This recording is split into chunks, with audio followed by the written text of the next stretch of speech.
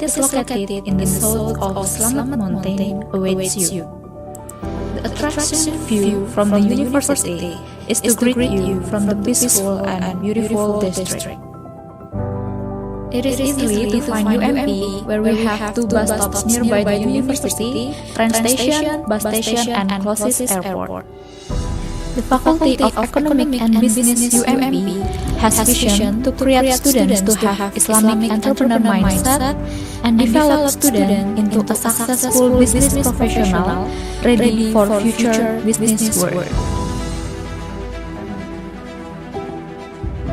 Assalamualaikum warahmatullahi wabarakatuh.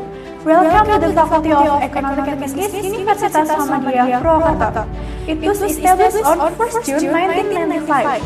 Now, I'm standing in front of Faculty of Economic and Business building, the highest building in town. So, let's have a look inside.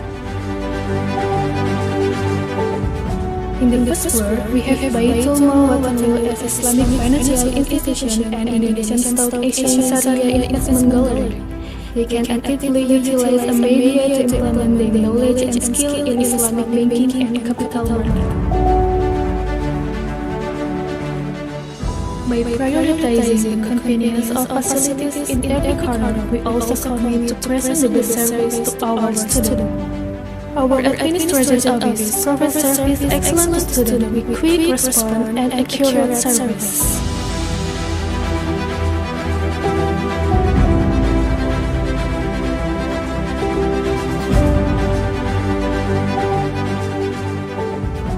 Assalamualaikum warahmatullahi wabarakatuh. I am Naratitu Pastufi, Dean of Faculty Economics and Business, Universitas Muhammadiyah Purwakarta. Nowadays, the world is facing a difficult situation, uncertainty, and we are witnessing rapid change. This challenging time pushes us to study economics, understand more about decision-making under uncertainty, and crucially generate new ideas and ways of thinking about the issues. Most of our study programs are accredited unggul, called excellent in English term, which is the highest accreditation grade of higher education in Indonesia. We prepare graduates to competitive age and able to offer proper solutions that can be applied to society. Also, we mold our graduates to be ready to have a career in the company and involved in business world. Assalamualaikum warahmatullahi wabarakatuh. UMP is not just a place for study inside the classroom, but this is just an amazing place to create best people in the world.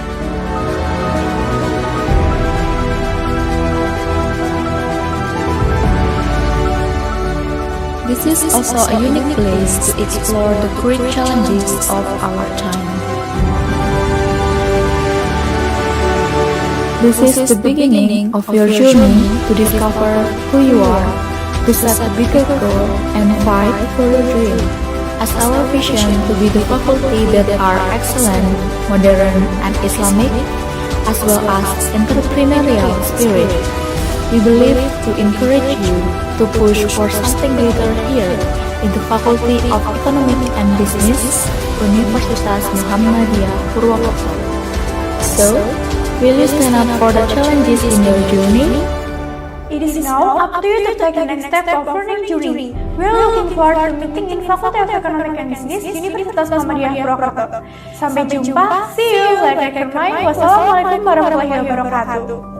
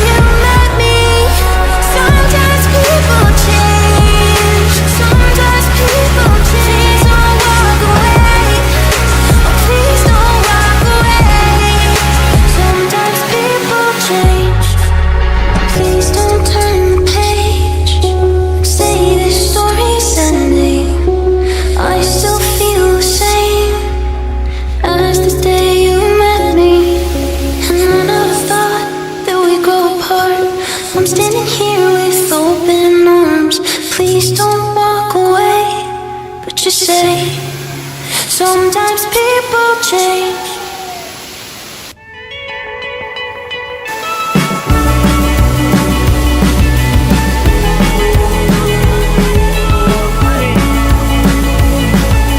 Holding me back, gravity's holding me back. I want you to hold like a palm in your hand. Why don't we leave it there?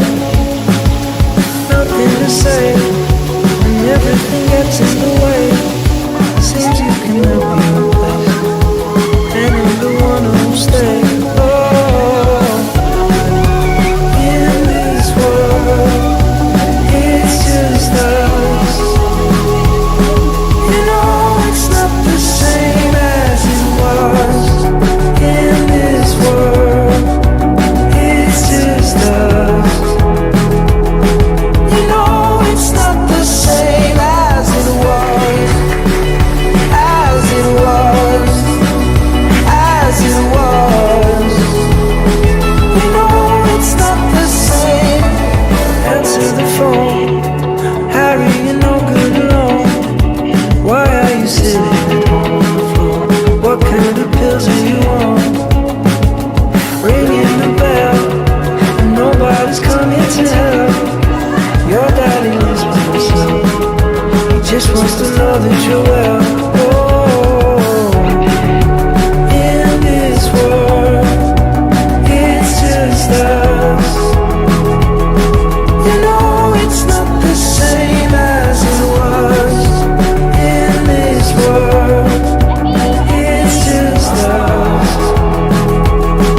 You know it's not the same as it was. As it was. As it was. You know it's not the same. Headlines feeding and out. I wanna talk about the way that it was. Leave America to kids by the world. I don't wanna talk about us doing it for.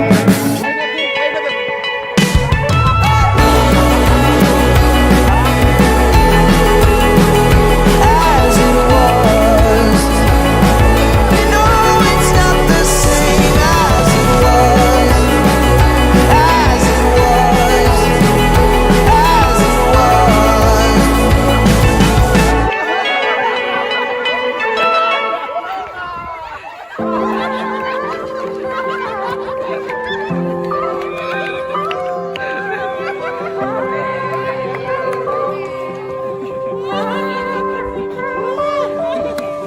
I don't do this often, you caught me off guard. All of my friends said you moved out west. You tell me stories underneath sunsets. Could it be more than just one night? Kissing the cab ride, head turning left, right. Get a ticket for two to wherever you choose. Drinking some red out of the blue. You say my name with your accent, makes me remember how much I miss you.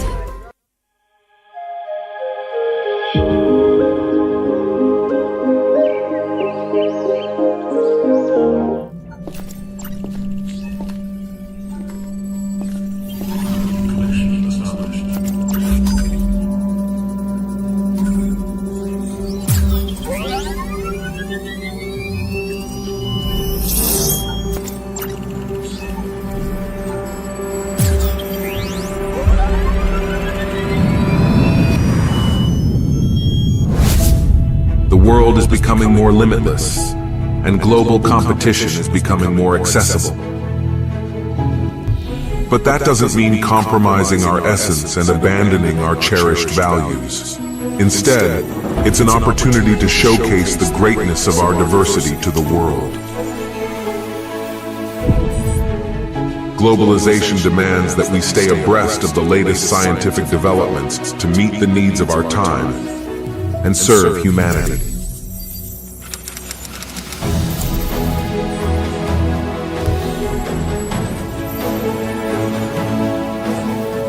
That is why we need to open our hearts,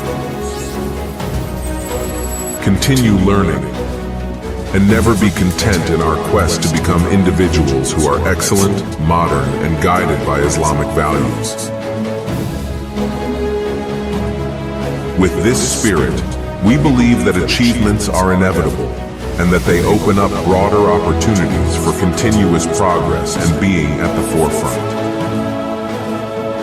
Surely on the path of change, we will face obstacles that we must overcome, demonstrating our ability to conquer them.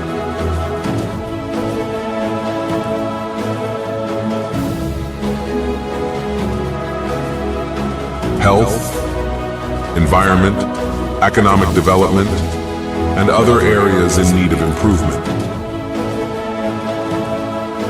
To what extent can we stride forward and contribute to supporting our nation?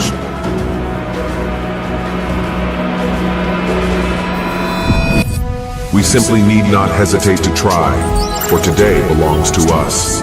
We will hold hands, collaborate, work shoulder to shoulder, and together achieve success. Because we are UMP.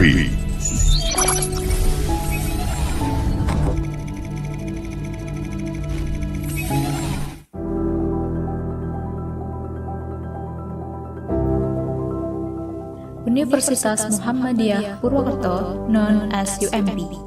It is located in the south of Slamet Mountain, awaits you. The attraction view from the university is to greet you from the peaceful and beautiful district.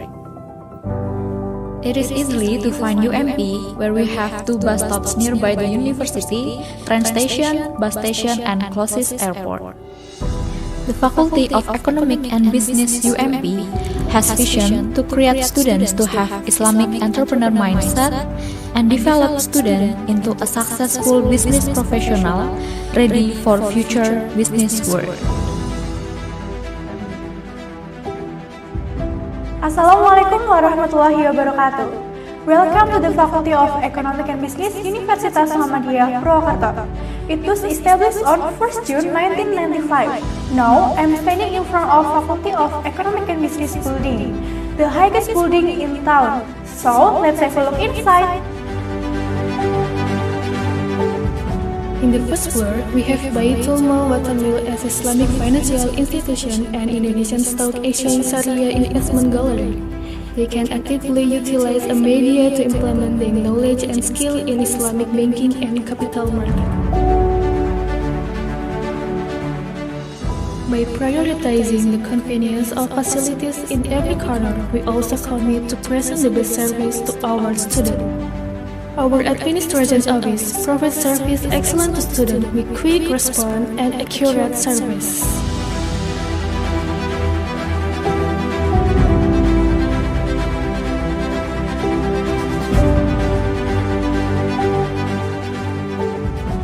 Assalamualaikum warahmatullahi wabarakatuh. I am Nelatitu Pastufi, Dean of Faculty Economics and Business, Universitas Muhammadiyah Purwokerto.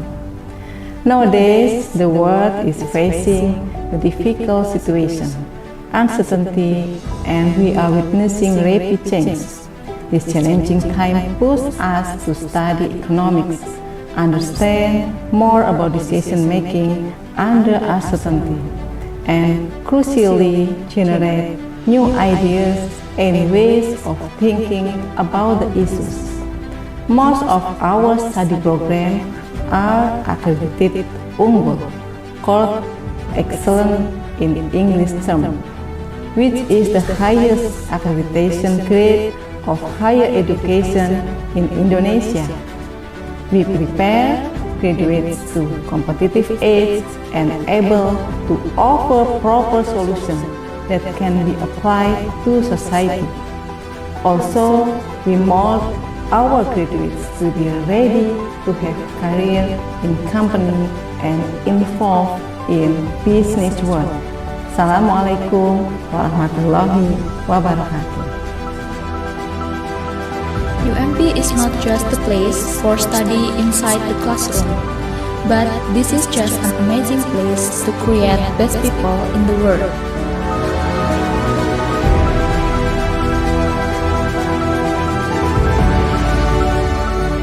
This is also a unique place to explore the great challenges of our time. This is the beginning of your journey to discover who you are, to set a bigger goal, and fight for your dream. As our vision to be the faculty that are excellent, modern, and Islamic, as well as entrepreneurial spirit, we believe to encourage you to push for something greater here in the Faculty of Economic and Business, Universitas Muhammadiyah Purwokerto. So, will you stand up for the challenges in your journey? It is now up to you to take the next step of learning journey. We are looking forward to meeting in Faculty of Economic and Business, Universitas Muhammadiyah Purwokerto. Sampai jumpa, see you, later kermai. Wassalamualaikum warahmatullahi wabarakatuh.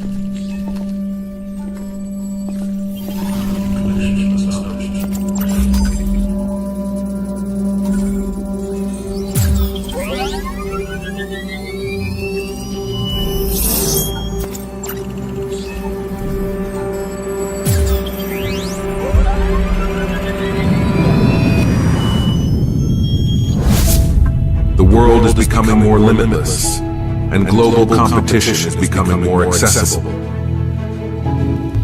But that doesn't mean compromising our essence and abandoning our cherished values. Instead, it's an opportunity to showcase the greatness of our diversity to the world. Globalization demands that we stay abreast of the latest scientific developments to meet the needs of our time and serve humanity.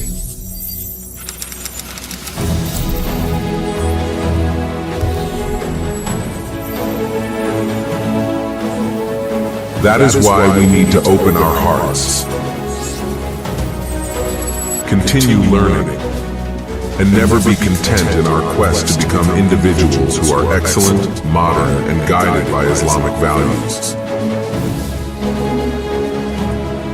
With this spirit, we believe that achievements are inevitable and that they open up broader opportunities for continuous progress and being at the forefront. Surely on the path of change, we will face obstacles that we must overcome, demonstrating our ability to conquer them.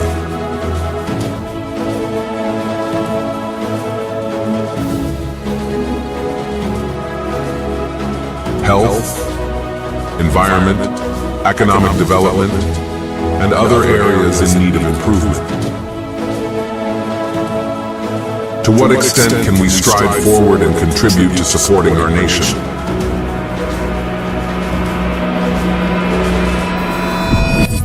We simply need not hesitate to try, for today belongs to us. We will hold hands, collaborate, work shoulder to shoulder, and together achieve success. Because we are UMP.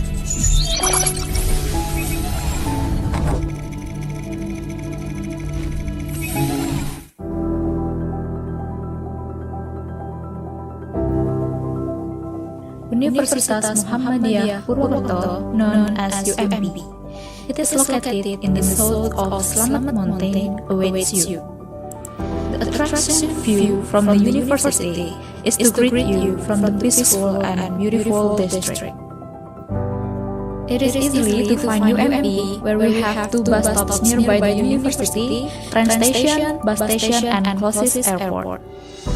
The Faculty of Economic and Business UMP has vision to create students to have Islamic entrepreneur mindset and develop students into a successful business professional ready for future business world. Assalamualaikum warahmatullahi wabarakatuh. Welcome to the Faculty of Economic and Business, Universitas Muhammadiyah Purwokerto. It was established on 1st June 1995. Now, I'm standing in front of Faculty of Economic and Business building, the highest building in town. So, let's have a look inside. In the first floor, we have Baitul Mal Watani as Islamic financial institution and Indonesian Stock Exchange Syariah Investment Gallery. They can actively utilize a media to implement their knowledge and skill in Islamic banking and capital market.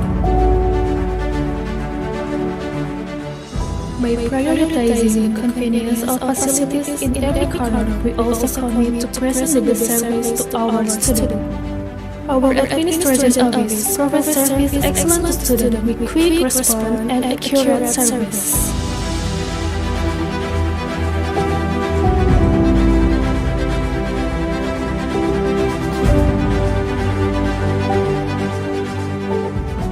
Assalamualaikum warahmatullahi wabarakatuh. I am Nalatitu Pastufi, Dean of Faculty Economics and Business, Universitas Muhammadiyah Purwokerto. Nowadays, the world is facing a difficult situation, uncertainty, and we are witnessing rapid change. This challenging time pushes us to study economics, understand more about decision-making under uncertainty, and crucially generate new ideas and ways of thinking about the issues.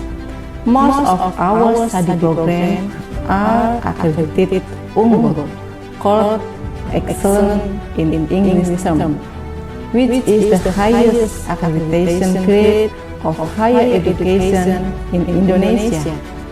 We prepare graduates to competitive age and able to offer proper solutions that can be applied to society.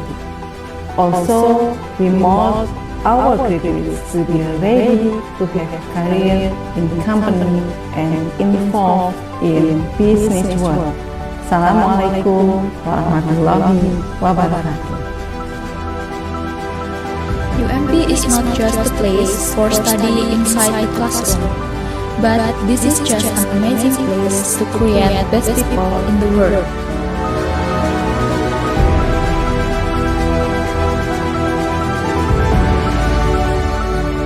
This is also a unique place to explore the great challenges of our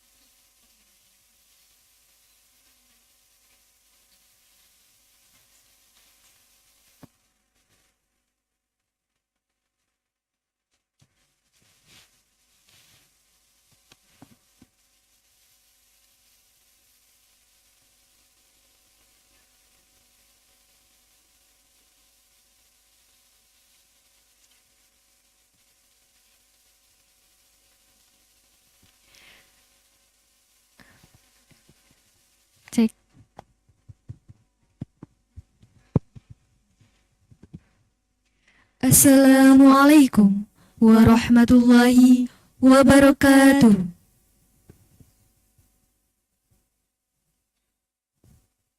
Innal hamdalillah nahmaduhu wa nasta'inuhu wa nastaghfiruhu wa na'udzu billahi min syururi anfusina wa min sayyiati a'malina. May yahdihillahu fala mudilla lahu wa may yudlil fala hadiyalah. Ashhadu an la ilaha illallah wahdahu la syarikalah wa ashhadu anna Muhammadan abduhu wa rasuluhu. Amma ba'du. The Honorable Mrs. Professor Dr. Nailati Tubastufi, S.A. MSc, as Dean of the Faculty of Economic and Business, Universitas Muhammadiyah Purwokerto. The Honorable Mrs. Associate Professor Dr. Wida Purwidianti, S.A. MSc, as Vice Dean of Academic Affairs, Cooperation, Research, Innovation and Publication, Faculty of Economic and Business, Universitas Muhammadiyah Purwokerto. The Honorable Mr. Edi Joko Setiadi, S.A. MSc AKCA, as Vice Dean of Finance, Human Research and Infrastructure Division, Faculty of Economic and Business, Universitas Muhammadiyah Purwokerto. The Honorable Mr. Associate Professor Dr. Bima Cinintia Pratama, MSc AKCA CFP, as Vice Dean for Student Affairs, Alumni, Al-Islam Kemuhammadiyahan and Promotion, Faculty of Economic and Business, Universitas Muhammadiyah Purwokerto. The Honorable Head and Secretary of Bachelor Programs, Faculty of Economic and Business, Universitas Muhammadiyah Purwokerto. The Honorable Head and Secretary of the Islamic Entrepreneurship Summer Course 2025, Faculty of Economic and Business, Universitas Muhammadiyah Purwokerto. All distinguished guests of the International Conference on Management, Accounting, Economic and Business 2025. First of all, let us express our deepest gratitude to Allah Subhanahu wa Ta'ala for His blessing and mercy, allowing us to gather today at the second Economics, the International Conference on Management, Accounting, Economics and Business 2025, with the theme Econovation for Sustainable Futures, Driving Business Transformation and Economic Growth through SDGs Integration. Praise and greetings let us offer to His Majesty the Prophet Muhammad Sallallahu Alaihi Wasallam, whose intercession we are waiting for in Yaumul Qiyamah. Amin ya Rabbal Alamin. Ladies and gentlemen, please allow me, Intan Nur Aini, and my colleague, Alin Nurlita, to serve as your Master of Ceremony for today's event. We would now like to present the agenda of today's program. First, opening. Second, recitation of the Holy Quran. Third, singing the national anthem of Indonesia Raya, Mars Muhammadiyah, and Hymne Universitas Muhammadiyah Purwokerto. Fourth, welcoming and opening speech. And the last is closing. Before we begin this event, let us together recite the Basmalah. Bismillahirrahmanirrahim. Thank you. I hope that the Basmalah reading can launch today's event. The second event, we are honored to commence our ceremony with a recitation from the Holy Quran, which will be presented by Ucha Aulia. To Ucha Aulia, time is yours.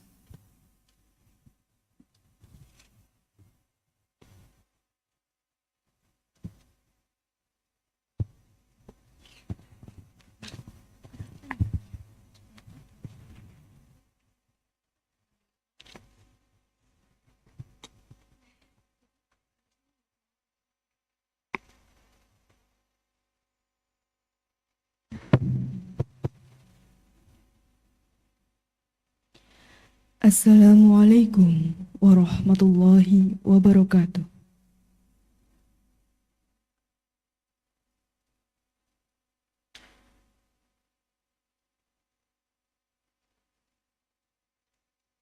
أعوذ بالله من الشيطان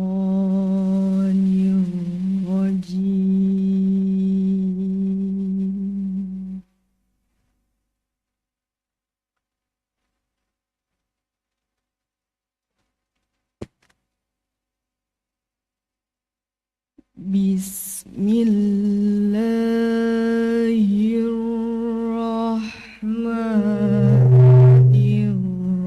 Bismillahirrahmanirrahim.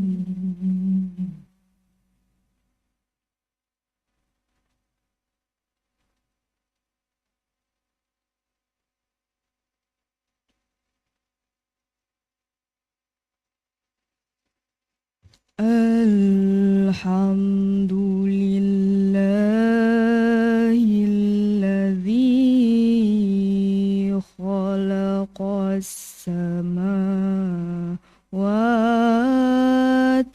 wal ard wa ja'ala zulumati wan nur.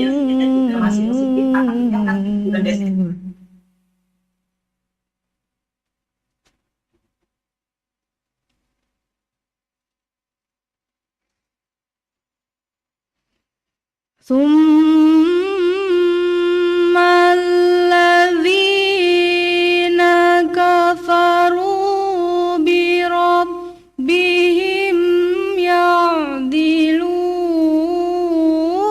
يعدلون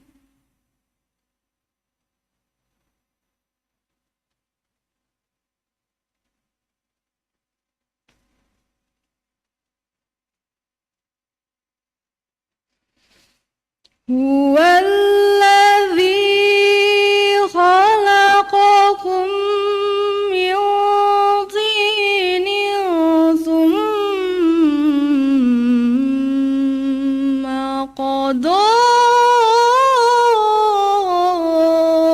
أجلا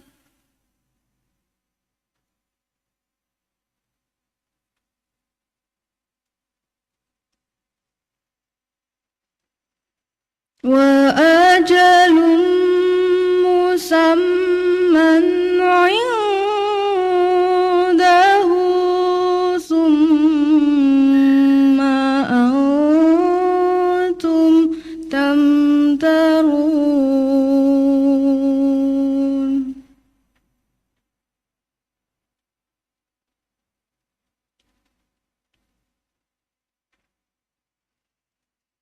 وهو الله في السماوات وفي الأرض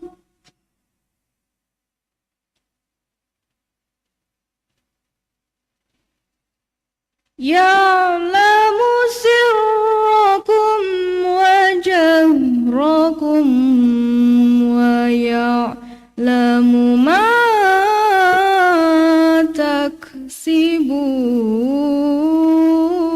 تكسبون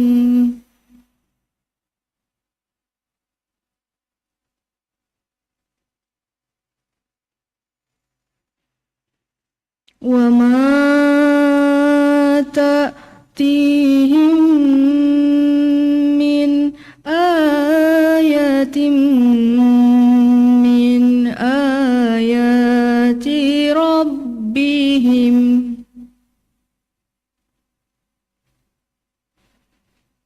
من آيات ربهم إلا كانوا عنها معرضين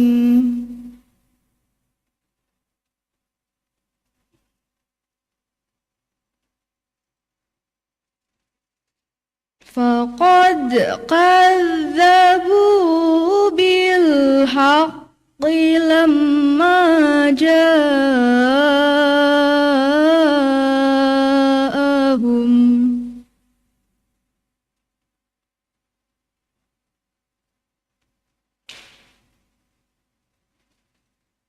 فسوف يأتيهم أنباء ما كانوا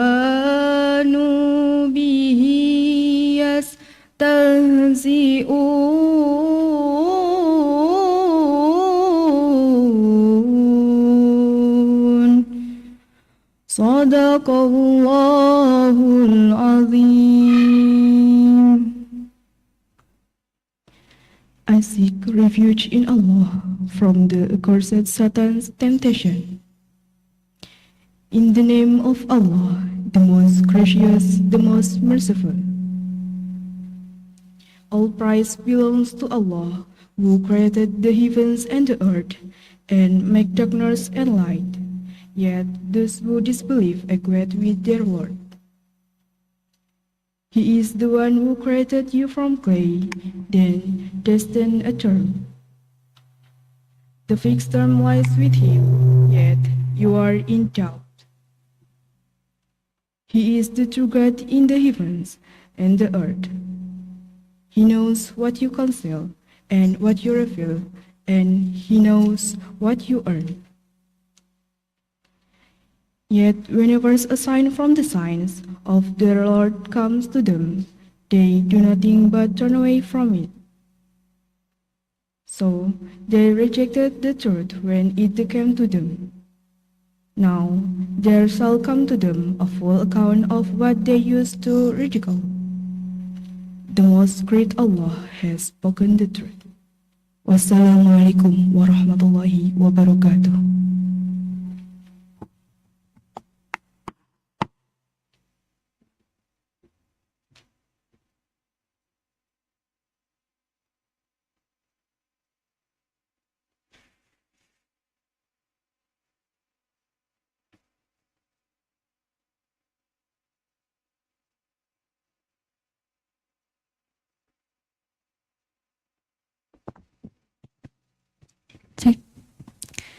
Thanks to Usha Aulia has the verse of the Quran.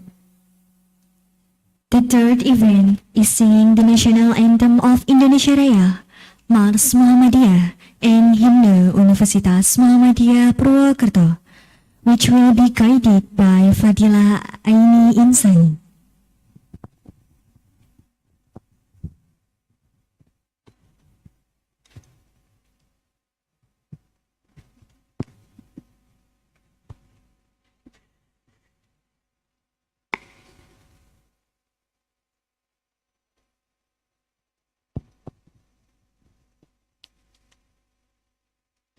May we kindly invite everyone to rise.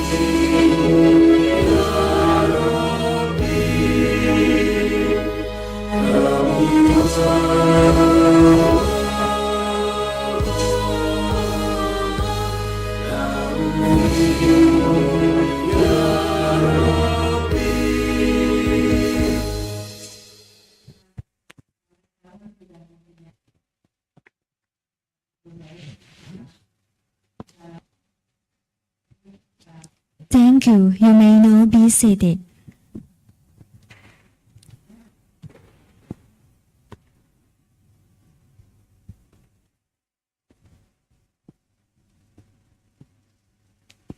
The fourth event is welcoming and opening speech. We are privileged to have with us the Dean of the Faculty of Economic and Business, Universitas Muhammadiyah Purwokerto, Mrs. Professor Dr. Nailati Tubastovi, S.A. MSE, who will deliver the welcoming and opening speech. Please give a warm welcome to Mrs. Professor Dr. Nailati Tubastovi, S.A. MSE. Okay, thank you. Bismillahirrahmanirrahim. Assalamualaikum warahmatullahi wabarakatuh. Waalaikumsalam warahmatullahi wabarakatuh. The Honorable Speaker, Dr. Joseph Alfred Melendez Refros from San Pablo College, Philippines. The Honorable Professor Dr. Rohananga from University Teknologi Mara, Malaysia. Distinguished scholar and esteemed colleague, beloved participants and students. Alhamdulillah wa syukranillah. Allahumma sholli ala Muhammad wa ala alihi wa ashabihi ajmain amma ba'du. All praise and thanks to Allah Subhanahu wa taala because of his grace and guidance. The second international conference on management, accounting, economics and business, economic 2025 is being held today. Salawat and salam be upon our Prophet Muhammad Sallallahu Alaihi Wasallam and all of his family and companions. It is my privilege to welcome you on behalf of Faculty of Economic and Business, Universitas Muhammadiyah Purwokerto, at this conference today. We are delighted to have you with us to participate and share in our second Economic 2025. Economic FEB UMP 2025 is the second international conference held by Faculty of Economic and Business, Universitas Muhammadiyah Purwokerto. We also have the ICBAI in the next year. Ladies and gentlemen, there are three main objectives of the conference that we can hopefully achieve. The first is to gather various ideas from research results to provide input for the advancement of education in Indonesia. The second is bring together academics and researchers in the field of economics, business, and accounting research. And the last is to facilitate scientific publication for researchers according to their respective field. The theme of the second economic is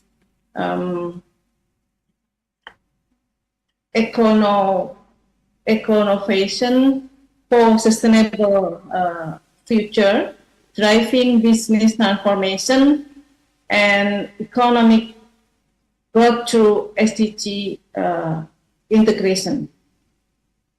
These themes bring together two powerful concepts. There are the economic innovation or econovation and sustainability. In world facing complex challenges like climate change, inequality, and digital disruption, it is no longer enough for business to pursue profit alone. They must also become agents of positive transformation, aligning their strategies with the Sustainable Development Goals, or SDGs. By embracing econovation, we are encouraging new model of thinking, where innovation is not only technological, but also regarding social, environmental, and ethical. We envision enterprises that leverage innovation not just to compete, but to create inclusive growth based of our ecosystem and uplift communities. This conference serves as a platform to explore how business can be reimagined as driver of sustainable economic growth through integration of SDG principle into their core value, strategies, and operation. From green finance to circular economy, from inclusive entrepreneurship to digital inclusion. And our discussion today is vital to shaping a future that is resilient, just and thriving for all. Let us this opportunity to share our knowledge, spark collaborations, and champion bold ideas that will pave the way toward truly sustainable future. I would like, in this opportunity, to express my deepest gratitude to the dedicated organizing committee, Mr. Cynthia Pratama and team, all the faculty members, and all of committee, and all of students who have worked tirelessly to bring this conference to fruition discussion. And your unwavering commitment and passion for academic excellence have made it even possible. Last but not least, we highly appreciate the speakers, presenters, reviewers, and all the participants who have contributed for this second economics event. We also apologize for any shortcoming in this event and proceeding which may have missed from our observation. Akhirul kalam, hopefully the second economic FED UMP 2025 can give benefit to all of us. Thank you. Assalamualaikum warahmatullahi wabarakatuh. Waalaikumsalam warahmatullahi wabarakatuh.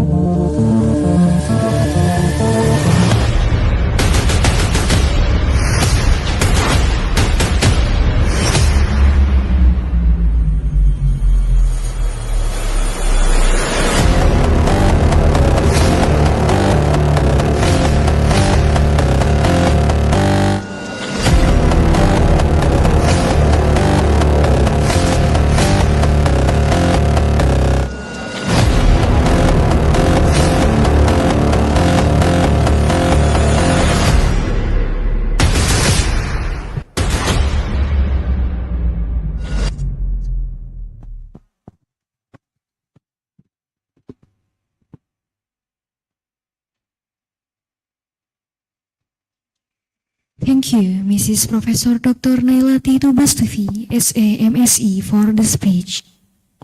The last event is the closing. Let's close this opening event by reading Hamdalah together. Alhamdulillahirabbil alamin. Wassalamualaikum warahmatullahi wabarakatuh.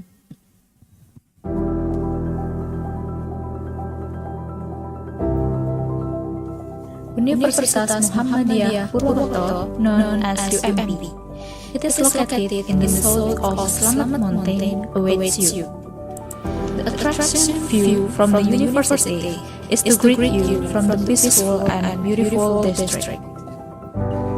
It is easy to find UMP, where we have two bus stops nearby the university, train station, bus station, and closest airport. The Faculty of Economic and Business UMP has vision to create students to have Islamic entrepreneur mindset and develop students into a successful business professional ready for future business world. Assalamualaikum warahmatullahi wabarakatuh. Welcome to the Faculty of Economic and Business, Universitas Muhammadiyah Purwokerto. It was established on 1st June 1995. Now, I'm standing in front of Faculty of Economic and Business building, the highest building in town. So, let's have a look inside. In the first floor, we have Baitul Mal Watanu as Islamic financial institution and Indonesian Stock Exchange Syariah Investment Gallery. They can actively utilize the media to implement their knowledge and skill in Islamic banking and capital market. By prioritizing the convenience of facilities in every corner, we also commit to present the best service to our students. Our administration office provides service excellent to students with quick response and accurate service.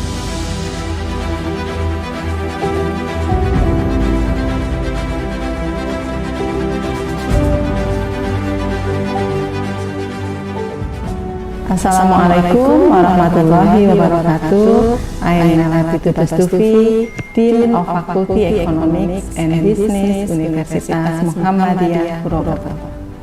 Nowadays, the world is facing a difficult situation, uncertainty, and we are witnessing rapid change.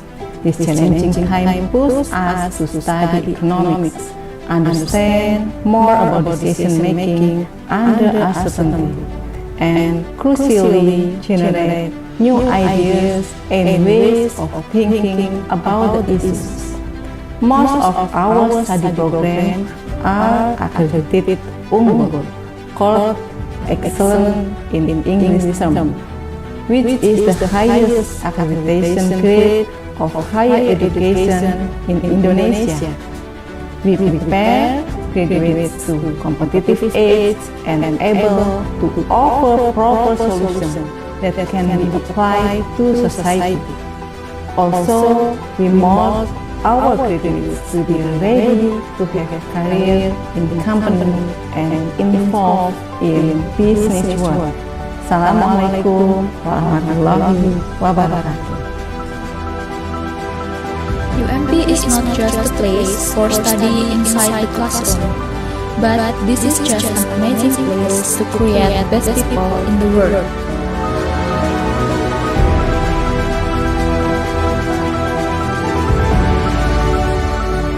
This is also a unique place to explore the great challenges of our time.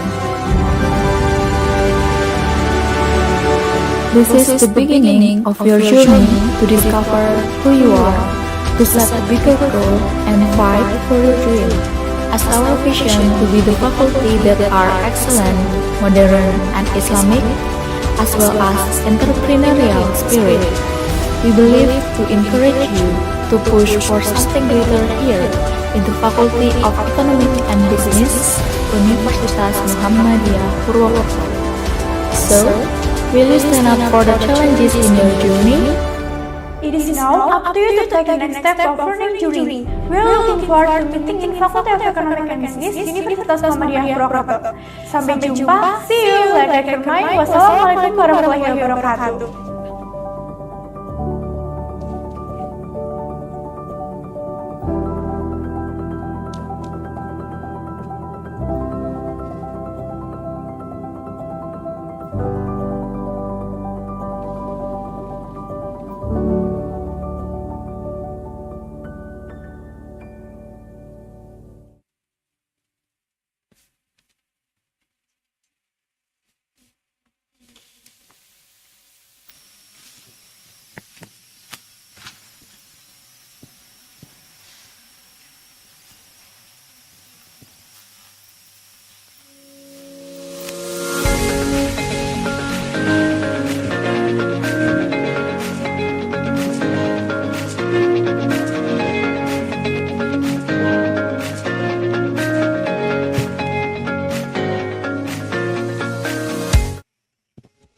Assalamualaikum warahmatullahi wabarakatuh.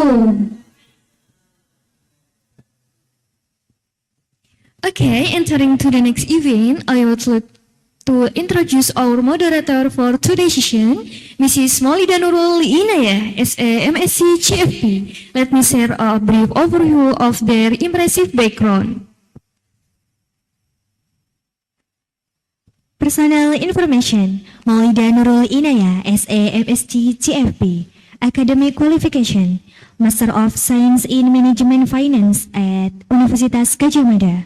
Bachelor of Economic at Universitas Jenderal Sudirman. Working experience: lectures at Universitas Muhammadiyah Purwokerto. Professional Finance Planner. Professional qualification: License Representative of a Securities Broker Dealer. Certified Financial Planner by Financial Planning Standard Board. Award: Best Presenter at 5th International Conference on Management and Accounting, UITM, Malaysia. Let us now welcome Mrs. Maulida Nurul Inayah, SA MSc CFP, to begin her session.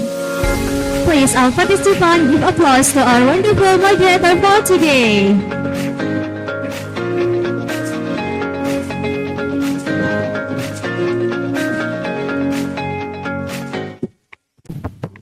Bismillahirrahmanirrahim. Assalamualaikum warahmatullahi wabarakatuh.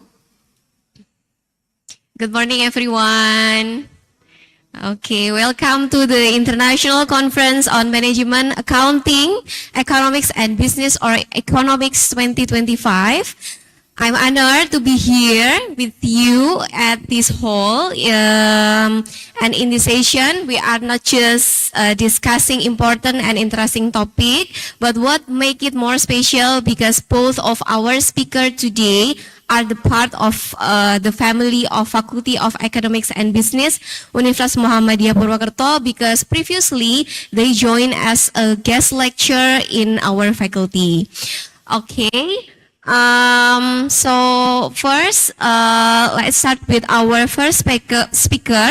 He is Dr. Joseph Alfred Malendros Reynos from San Pablo Colleges, Philippines. I would like to explain you about his impressive curriculum vitae. He is a lecturer and a practitioner with over 3 decades of experience in business education, accounting, and taxation. He currently serves as professor in the graduate school at San Pablo Colleges and also holds leadership role as college dean at Grabsum School and vice president for academic affairs of QCRS College.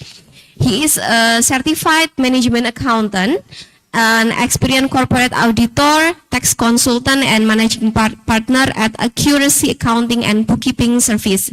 Dr. Joseph brings together academic depth and practical insight, especially in the fields such as sustainable development, accounting, finance, and also entrepreneurship.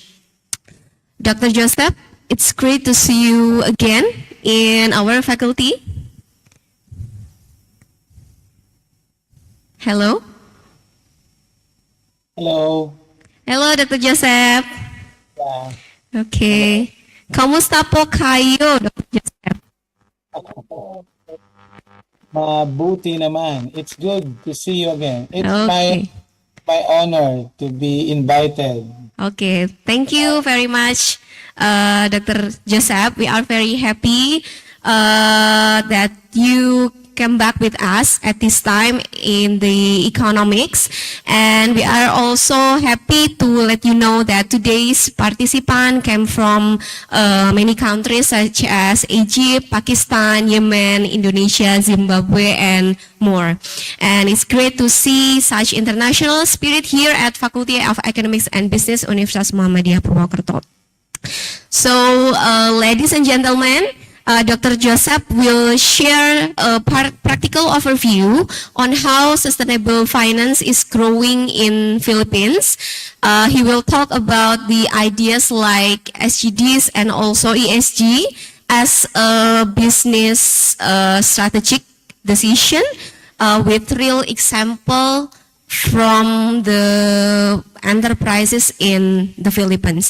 So without any further ado, Dr. Joseph, you have 30 minutes for the presentation session, followed by around 10 minutes for a discussion session. So, Dr. Joseph, the time is yours. Okay. I'll share my screen first.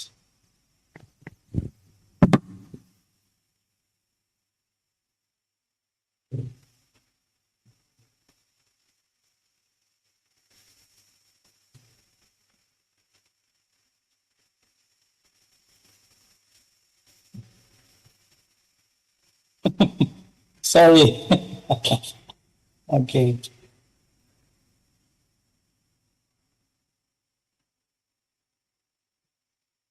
No.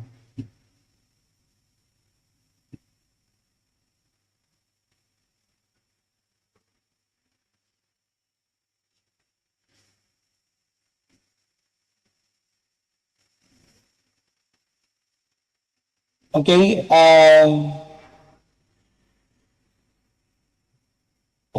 Am I saying it right? Salamat sayang in Indonesia. Yeah. Good. Yeah. Okay. Selamat siang. Good day in English and magandang araw from the Philippines. It's 11:35 here in the Philippines. I think it's 10:35 there in Yeah. your place. Yeah. Okay. So it's my honor to be with you. It is my third time to be at UMP. Twice I've been in face-to-face there as lecturer. The last time is last month. just last month. And today, I'm with you online. So, I would like to acknowledge Professor Dr. Naileti Tubasubi, the Dean of the Economics, Faculty of Economics and Business. Good day, Mom. Morning again, Mom. Okay, thank you for inviting me. And my appreciation also to Ma'am Aldena Selabi, the one in charge with me. Okay, so today I will share with you some sustainable development goals in financial management. Now, sustainable development goals is popularized by the United Nations. It's a global development goals. Okay, I'll share with you my SDGs in financial management, sharing with you our country's perspective. So, these are simple guides to sustainable finance that we use in our country. Okay, our topic sustainability, ESG, SDG, in financial management. Around the world, investors and regulators are no longer looking only for profit. Okay? Our school is for business, economics. So usually, business goes for profit. But right now, with SDG, okay, we no longer look only for profit. Okay? Companies should be environmentally responsible, socially exclusive, governed ethically. In the Philippines, this is even more crucial because we are among the most climate vulnerable countries in the world. Every year, an average of 20 typhoons hit us. Just last week, we just hit by 3 typhoons in 3 days. Okay? When I was in UMP, when I was in your school, okay, I was in UMP, the Philippines has 3 typhoons, disrupting operations, damaging assets, and affecting community. So, at the end of my session, you will understand how integrating sustainability into finance is not just about corporate social responsibility. It's a strategic advantage that drives profit, resilience, and growth. Okay? So, here's our roadmap. So, we would see there, okay, the evolution of sustainability. Okay? You would see there pre-2000. Before the year 2000 in the Philippines, traditional focus on profit only in Philippine business. Meaning, businesses in the Philippines goes only for profit. You have income, you have expenses, you must have bigger income than expense. That's the goal and focus of businesses. Okay? But starting 2008, okay, the ESG in the local contracts, environmental, social, and governance issues that really matter for Filipino companies. Okay? So after 2008, 2013, okay, we have the Philippine Stock Exchange there, and then the Bangko Sentral. Then, by 2004, just last year, over 60% of the Philippine listed companies publishing sustainability reports. There is already sustainability requirements in the Philippines just last year. But the history, it all started in the year 2000. Now, SDGs that are you would see here that these are the environmental issues in the Philippines. Okay? Climate change adoption. Okay? I think climate change is not just happen in our country, but all over the region. Also in the ASEAN region, and maybe in the world. We have an issue with climate change. We also have issue of waste management. Okay? Especially plastic pollution. Okay? We have a very bad waste management in our country. Okay? Add to it is the energy efficient and renewable energy adoption. Okay? And the fourth one is water conservation. Okay? You know, in the Philippines, we are covered with the waters. Our country we have 7,100 islands covered with waters. Okay? 3 decades ago, okay, we do not buy bottled water. We don't have bottled water. We only have tap water coming from our rivers, and that is drinkable. But right now, we are buying water.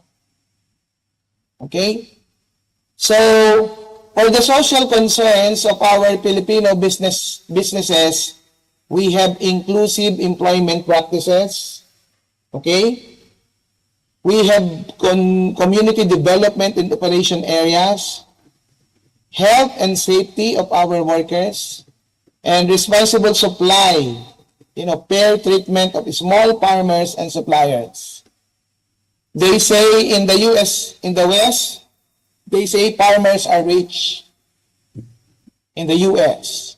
But in our country, it's sad to say our farmers are the poorest. Okay? Governance in the Philippine context, okay? So, anti-corruption measures, okay? Corruption is still happening, okay? In different forms. Board diversity, okay? Including gender representation. Transparent ownership structures. And the last one is the ethical business concepts. Okay? The ESG framework, okay, the ESG framework in the Philippine context. So when we say ESG, that means environmental, social, governance. ESG. This is a global standard used by investors, regulators, and stakeholders to evaluate companies' sustainability, ethics, and long-term resilience. So in the Philippines, where business operate in climate vulnerable and socially diverse environment, ESG is no longer optional. Previously, it is voluntary, but now it is a critical factor for competitiveness. If you do not consider ESG, okay, you cannot be competitive. You are exposed to risk and poor value creation. Okay? So that is why I share with you what environment, okay, social, and governance.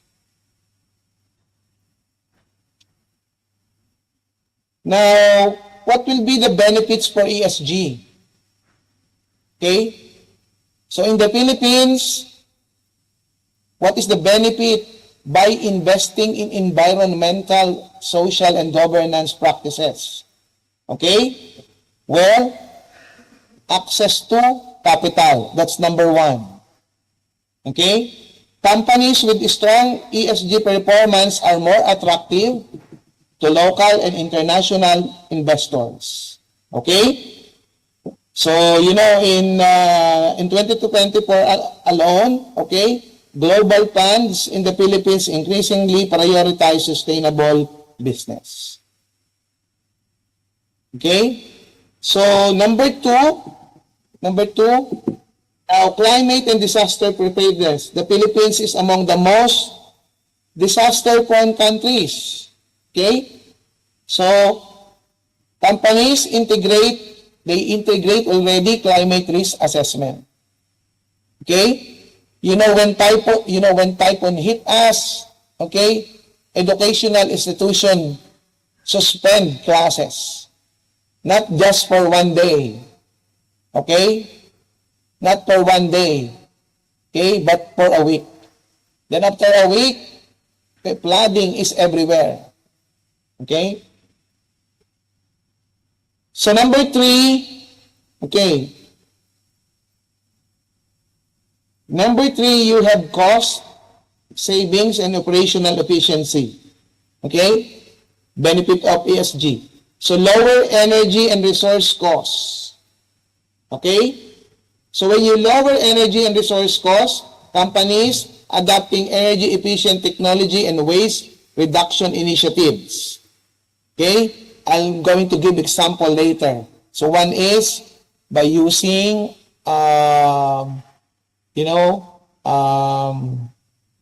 solar. Okay? Japanese technology. Okay? The fourth one is market advantage and consumer trust. Okay? So, growing demand for sustainable products. Filipino consumers are becoming more socially, environmentally conscious. Okay? They bring eco bags. What's that? That's not plastic. They bring eco bags when they go to market. The local government unit here in the Philippines that implements no plastic, no usage of plastics, single-use plastics. Okay? So the brand loyalty and revenue growth and competitive differentiation. Now for number 5, you have talent attraction and employee engagement. So what does it mean? Appealing to young professionals. We have millennials right now. I saw millennials there. And Gen Z workers who now make up a large portion of our community. Now, employers prepare that align with their values contribute to positively to society. Okay? The millennials now and Gen Z workers are now with us. And they are using technology, AI. Okay? So the bottom line, investing in ESG is not just about regulatory. It's not just rules, law. It is a strategic business decision. So when we say business decision, so what does it mean? We mean profitability, that is through cost savings and market growth. Okay? You save and then you increase market growth. Resilience, okay? During adversity against climate, social, and economic shocks. Economic shocks, inflation, something like that. Brand value, you must win the trust of investors, consumers, and employees. So in today's competitive landscape, ESG is a key driver for sustainable business success in the Philippines. Okay. Now this is this Sustainable Development Goals. Okay? So there are 17. Okay? This was introduced by the United Nations to us. Okay? So we call this as SDG, Sustainable Development Goals. Okay? So the United Nations Sustainable Development Goals provides a global blueprint for addressing social, economic, environmental challenges by 2030. Now, for the Philippines, the SDGs are not only a moral responsibility, but also a strategic business opportunity. So this is a good opportunity for us. We are in the business and economics. So in the Philippines, we have what we call Philippine Development Plan that highlights business aligning from SDG. Okay? So that could tap to around 2.5 trillion pesos in the market by 2030. So 2.5 trillion is okay. I'll ask my staff to convert it in dollars. Okay, so in the Philippines, not all 17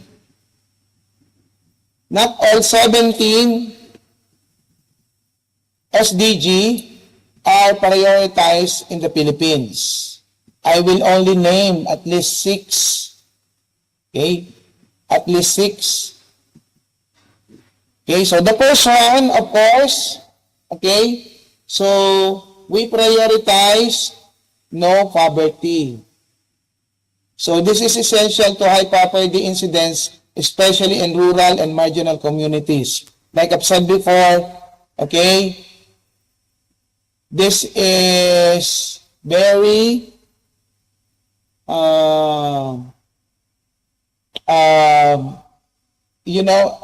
very big concern of the government, poverty in the Philippines. So that is number one. Why it matters? 20% of the Filipinos live below poverty line. 20% below poverty. Okay? So meaning, the relevance companies that supports inclusive growth, livelihood programs, and affordable goods and services contribute to poverty reduction. Okay? So companies must provide something so that it lessens poverty reduction. Second, we jump to SDG number 8. Okay? Because if you want to solve poverty, you have to provide decent work and economic growth. Okay? Again, we, people in the business and economics, okay, gives much more concern by giving decent work and economic growth. Okay? Companies must ensure safe working condition, fair pay, and upskilling programs, enhancing productivity and brand reputations. In the Philippines, there is the need to compliance with labor rights. Okay? Okay, just to share with you, in the Philippines, there are a lot of companies still, okay, not in compliance with labor law in terms of minimum wage. Okay? That is very sad. Okay? So, next, we have SDG, number 9. Okay? The industry, okay, needs to adopt new technologies and improving facilities to boost productivity. Okay? In the 2 sessions that I've been in Orwakerto, in your school, in UMP, we mentioned about AI, the AI in accounting, AI in auditing, AI in business. Because the world is encouraging us to use AI now. So, industries needs innovation and infrastructure. Business companies must adapt, okay? Because if you do not adapt, you will be left behind. Okay? So, SDG 11. So, you done this SD 8 and 9, and then you go to sustainable cities and communities. Okay? So, what shall we do? We urbanize Philippine cities. Okay? we urbanize. Okay? Because in the Philippines here, in our country, we have so many islands here. When you go to different islands, internet is breaking out. Okay? And there are some areas that the internet connection is not there. So how can you improve when the connectivity alone is a problem? Okay? Real estate construction infrastructure firms can lead by building smart and resilient and green cities. Okay? Singapore is a green city. Okay? Now, SDG 13, so that's climate action. Just I've said, the Philippines is a top 5 country vulnerable to climate change, facing frequent typhoons, flooding because of waste, and the rising sea levels. Okay? So, climate risk directly affect agriculture, supply chains, and infrastructure. Okay? So, what companies do? The company invests in renewable energy, disaster resilience, carbon reductions, gain insurance benefits, lower cost, and investor confidence. Okay? So look at SDG number 14. Yeah, life below water. Okay?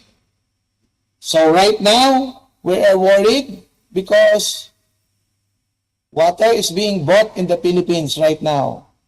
Okay? So, why it matters? The Philippines is the center of marine biodiversity, overfishing, and plastic pollution. Okay? You know plastic? Plastic. You cannot eradicate plastic. If plastic is your waste, okay, hundreds of years, okay, it will not perish. Okay? So, companies in fisheries, tourism, and consumer goods benefit from protecting marine resources. What shall we do? We reduce plastic waste and supporting sustainable aquaculture that protects supply chains and brand image. So the government, the Philippine government, is trying its best, everything, in order to reduce waste. Okay? Flooding is caused by too much waste in our sewerage system. Okay? So the Philippine Development Plan identifies at least 2.5 trillion in market opportunities that is aligned by SDGs by 2030. Okay? Now, very briefly, I will share with you, if you are familiar with the Banco de Oro Unibank Sustainable Finance Initiative. Banco de Oro is one of the largest bank in the Philippines, owned by SM Malls, okay? SM Malls, owned by Henry C. The big malls in mega malls in the Philippines, if you are familiar with the Mall of Asia. Yeah. So BDO, okay, BDO implements sustainable finance framework. So they use ESG. So BDO now requires environmental risk assessment for all loans above 50 million. Okay? So they use investment decisions, they have risk assessments, okay, like they evaluate typhoon, flood risk, okay. Then the reporting practices of BDO is complied with government regulators. Okay? Memang kemarin sepertinya sudah disampaikan di salah satu program. Let's go to sustainable financial products. Penambahan mitra baru. Okay. Berarti kan dengan yang baru. bukan yang maksudnya yang sebelumnya sudah green financial tools available in the Philippines. karena untuk pengisian Okay? So the first, environmental social governance initiative are not just about internal sustainability practice. They are transforming the financial financial sector by creating innovative financial products that align profit. So we're going to develop products. That is what? That can mobilize capital for sustainable projects, that can reduce risk for financial institution, but open revenue streams in the Philippine market. Example, green bond. Okay? So when we say green bond in the Philippines, we refer to environment. Okay? So the green bond market is encouraged. So the first Philippine green bond issued by AP was in 2016. BDO initialized that. Okay? Then we have what we call sustainability-linked loans. Okay? The interest rates is tied to achieving sustainability targets. So, if you are familiar with Ayala Corporation, so Ayala Corporation secured 10 billion sustainability-linked loan in 2023. Okay? So this loan is available to major Philippine banks, including BDO and Metrobank. Okay? What else? We are promoting microfinance for sustainable development. We are providing special loans programs for renewable energy for small businesses. Bank assist small businesses for loans for renewable energy. What's renewable energy? We use solar. Okay? Okay? So, small-scale financing that empowers low-income opportunities to sustainable livelihoods, eco-friendly farming, okay, and climate adaptation projects. So, some companies in the Philippines purchase a solar-powered irrigation system. Okay, I don't know if you're familiar with irrigation system in farming. So it's the traditional irrigation system is powered by diesel. Okay, gasoline, diesel, fuel. But in the Philippines, we are starting to use solar power. Okay, so that's ESG. Okay, so why it matters? It creates new markets, segments in green energy, sustainable agriculture, and social finance. So, what will happen to our economy? Low carbon economy. So, what's the bottom line here? Sustainable finance is no longer optional. It's not voluntary. It's not if you want only. It's a key driver of growth in the Philippine market. Institutions that embrace green bonds, sustainable loans, linked loans, and microfinance for sustainability not only strengthen ESG credential, but also unlock long-term profitability and impact. So, let me share with you Ayala Corporation.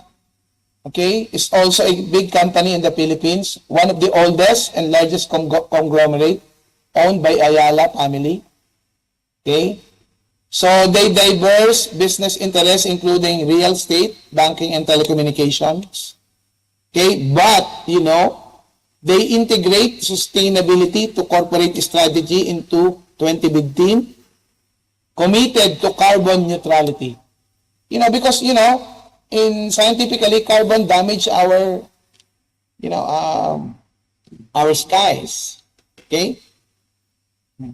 So 35% reduction in operational costs through energy efficient. Okay. So they save a lot. Okay, because they use renewable energy. So if business saves a lot, then it increases income. Okay. Sustainability, they avail sustainability-linked loans. Okay? Something like that. Now, these are the challenges. Challenges for Philippine financial managers in adopting ESG. While we say ESG is good, while environmental, social, and governance adoption brings clear business and investment benefits, businesses in the Philippines face unique operational and strategic challenges. What are they? First, of course, there is the data limitation. Okay? Sometimes the ESG data is not as accurate as we use. Limited benchmark for comparison, high cost of sustainability reporting for smaller companies.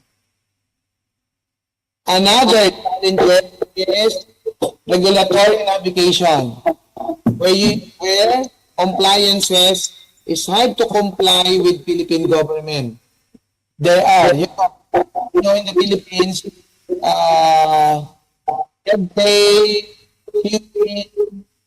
are still present. Okay? There are still corruption happens. Okay? Okay? There's a minimal corruption happens. So regulatory navigation, okay, it is a challenge in terms of ESG. Global pressure on exports, uncertainty in local policy because different local government unit has different policy from the provincial government, from the national government. Okay? Then, resource constraint. Small and medium enterprises, the resources are very limited. Okay? More than 90% of businesses in the Philippines are small and medium enterprises. And resources is a problem. Okay? Cost burden on smaller firms, cultural and organizational gaps. Okay? I told you before that in the Philippines, there are 7,100 islands and there are around 100 ethnic groups and tribes. Okay? That has different culture. Okay? So some companies still see ESG as cost center rather than strategic investment, delaying adoption. Okay. So the simple step to start your sustainability journey, okay? These are steps. So when you want to be sustainable or long-term, okay, in financial management, you start small. Small, but you implement energy efficient. Okay? Focus on waste reduction programs, but with quick returns. Okay? Then, focus on material issues. Okay? Identify ESG issues when relevant to your industry. If you have ESG issues, then you focus on the ESG issues that is related to your business. Begin with governance. You establish clear board oversight of sustainability. Okay? When we say governance, it starts from the top. Okay? From the top managers, from the board down to the rank and file. Okay? Build capacity. Okay? What does it mean? You build a team, train finance team on ESG and reporting. Okay? Then, leverage government program.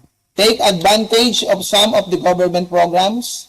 We have Department of Trade and Industry here, DTI, and the Department of Energy Incentive for Sustainable Practices. Okay? And last is join business groups. Okay? So in the Philippines, we have Philippine Business for Social Progress, or Global Compact Network. Okay? So, Saya pribadi dari to give you my last slide, okay? To give you my last slide, I'm going to share with you the future trends in the Philippine sustainable finance. So the future trend, the Philippine sector is rapidly evolving to meet the global shift toward sustainable driven investment. apakah nanti dengan bantuan TPMF atau yang Then, over the next 5 years, businesses and financial managers will see new regulation, market opportunities, technologies that will shape the future of ESG and sustainable finance. Okay? So trends is regulatory development, market trends, technology trends. itu tidak terlalu mempermasalahkan apa nggih, tapi lebih melihat So key takeaway, start now. Okay? Think local, see the business case, use available resources. Now, share your story. Yeah, I'm telling my story in the Philippines, and maybe you can get something from it. Then begin simply. Start with easy wins like energy, efficiency, before comprehensive programs. Okay? Technology will level the playing field for SME, making ESG adoption more accessible and cost efficient. Okay? The bottom line, the future of sustainable finance is data-driven, regulation-backed, and opportunity-rich. Financial managers who adapt early to these trends will lead their organization in capturing new markets, reducing risk, driving sustainable growth. Okay? So I think, thank you for your listening. Okay, thank you very much, Dr. Joseph, for the inspiring talk about the sustainable finance. Okay, now we will open the time for a discussion session. Anyone, if anyone have a question, feel free to raise your hand. Okay, who want to ask first? The committee.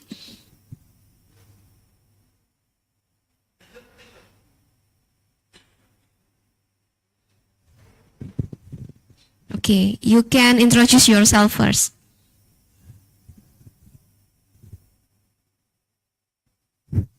Thank you, Dr. Joseph, for your wonderful and insightful presentation. We really learned a lot from your presentation.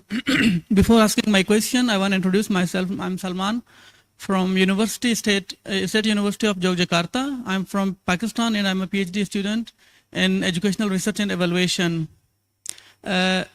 Dr. Joseph, as you mentioned in your presentation that the vulnerability of climate in Philippines, so my question would be for you, given the challenges of climate change in Philippines and economic inequality, so what do you think, which SDGs should be prioritized by the business sector, and especially how can finance team play a more strategic role in achieving these things? Thank you so much. Okay. Thank you for that question. In the Philippines, like I mentioned, climate change has been a problem to us because we are very vulnerable in typhoon. Okay, the government, our government, must prioritize policies with regards to climate change, specifically addressing flood. Okay, flood. Because after the typhoon, okay, so our streets are very flooded, caused by waste. Okay, so the government must put a budget on waste management. Okay, invest more on green structures, okay, green, environmental safeties, and climate policies that address typhoon.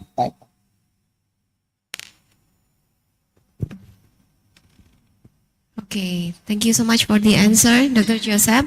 And then the next student, yeah, okay. Hi, Mr. Joseph. Thank you so much. So you explained so nice and like we understand all. So my question, sorry, first of all, I introduce myself. My name is Samil Yakat. I'm from Pakistan and I'm a student like Masters of Art and Culture in University Negeri Yogyakarta, Indonesia. So my question is, how can small and medium enterprises, SMEs, in the Philippines is effectively adopt sustainable finance practices despite limited resources and expertise in environmental, social, and governance as ESG reporting? So, yeah, this is my question. Yeah, thank you. Thank you again. It was very nice. It's all about SMEs. Okay? It's all about SMEs. In the Philippines, SMEs, 90% of our business structures are small, medium enterprises. Okay? So, because they are SMEs, small, medium, they are not large, they start by practicing lessening their costs. Okay? They focus on reduction of their costs, specifically in energy efficiency and waste reduction and recycling. Okay?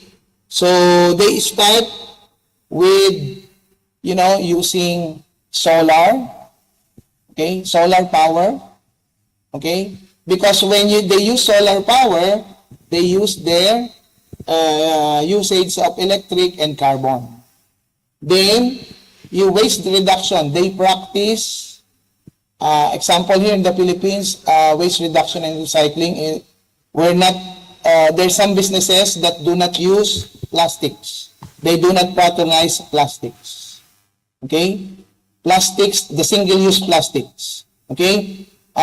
Consumers in the Philippines are required, there are some communities here, they require communities to bring eco bags. They own bags or something like Tupperware bags there that they can use, but not plastics. Okay, thank you very much, Dr. Joseph.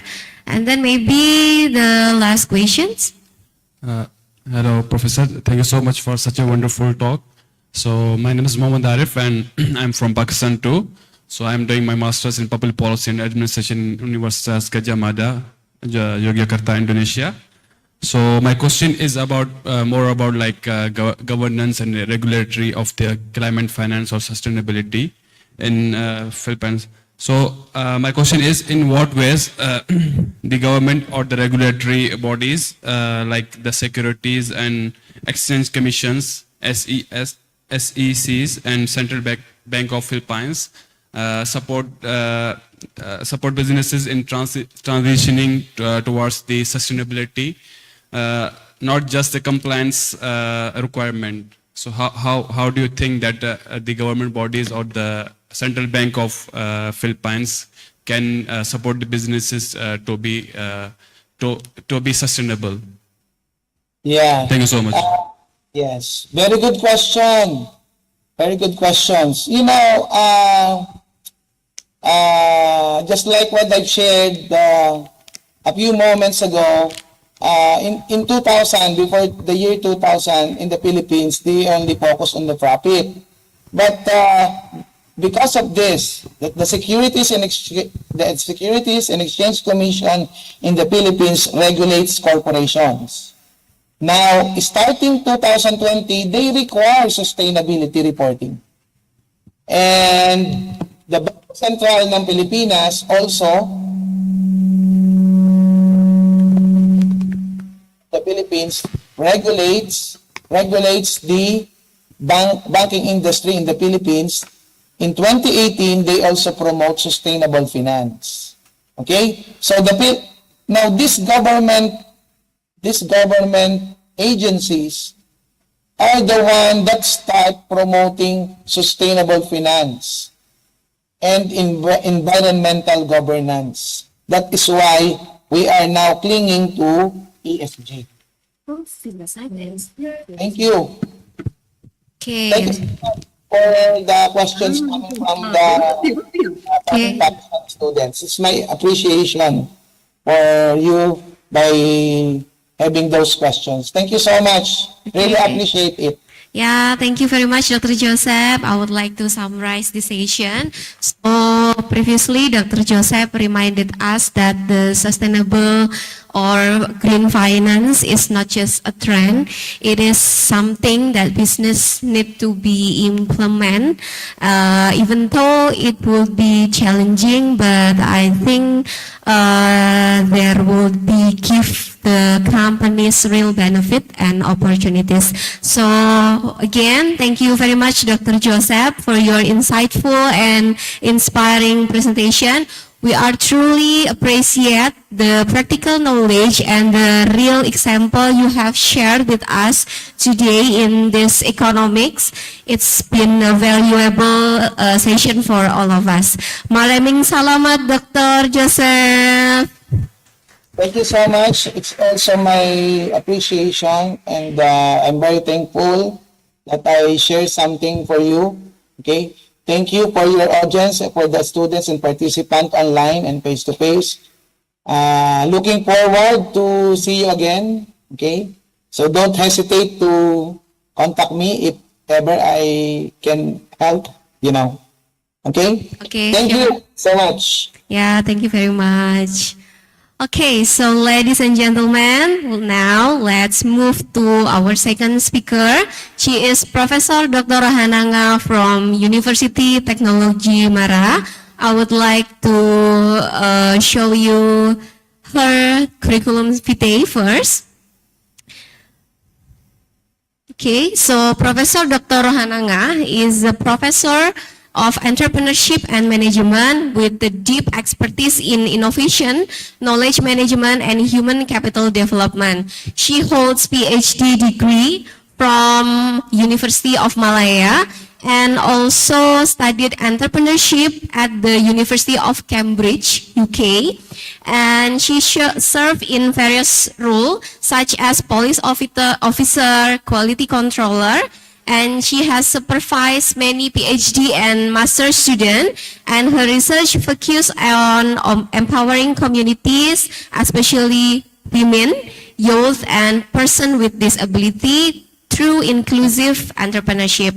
With multiple research grants, international publication, and awards, Professor Dr. Hana is also the chief editor of the ASEAN Entrepreneurship Journal and has been invited as a keynote speaker in many countries. So, Professor Hana, welcome back to Universitas Muhammadiyah Purwokerto.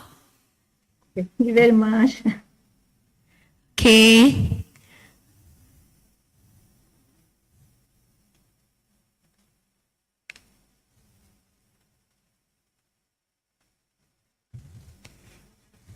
Okay. It's always such a pleasure to have you with us, Prof, here.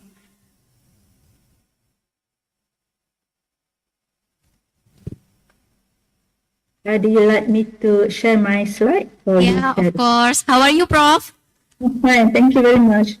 Okay, Prof Hana, we are happy to let you know that today's participants came from many countries like Egypt, Pakistan, Yemen, Indonesia, Zimbabwe, and so on. And it's great to see such international spirit here at Faculty of Economics and Business, Universitas Muhammadiyah Purwokerto. Okay, so ladies and gentlemen, today Prof. Rohana will share her perspective on how innovation and sustainability are shaping the future of our economy. Without any further ado, I would like to invite Prof. Rohana to deliver her presentation. Assalamualaikum warahmatullahi wabarakatuh. Very good morning to all the participants, especially the Madam Moderator.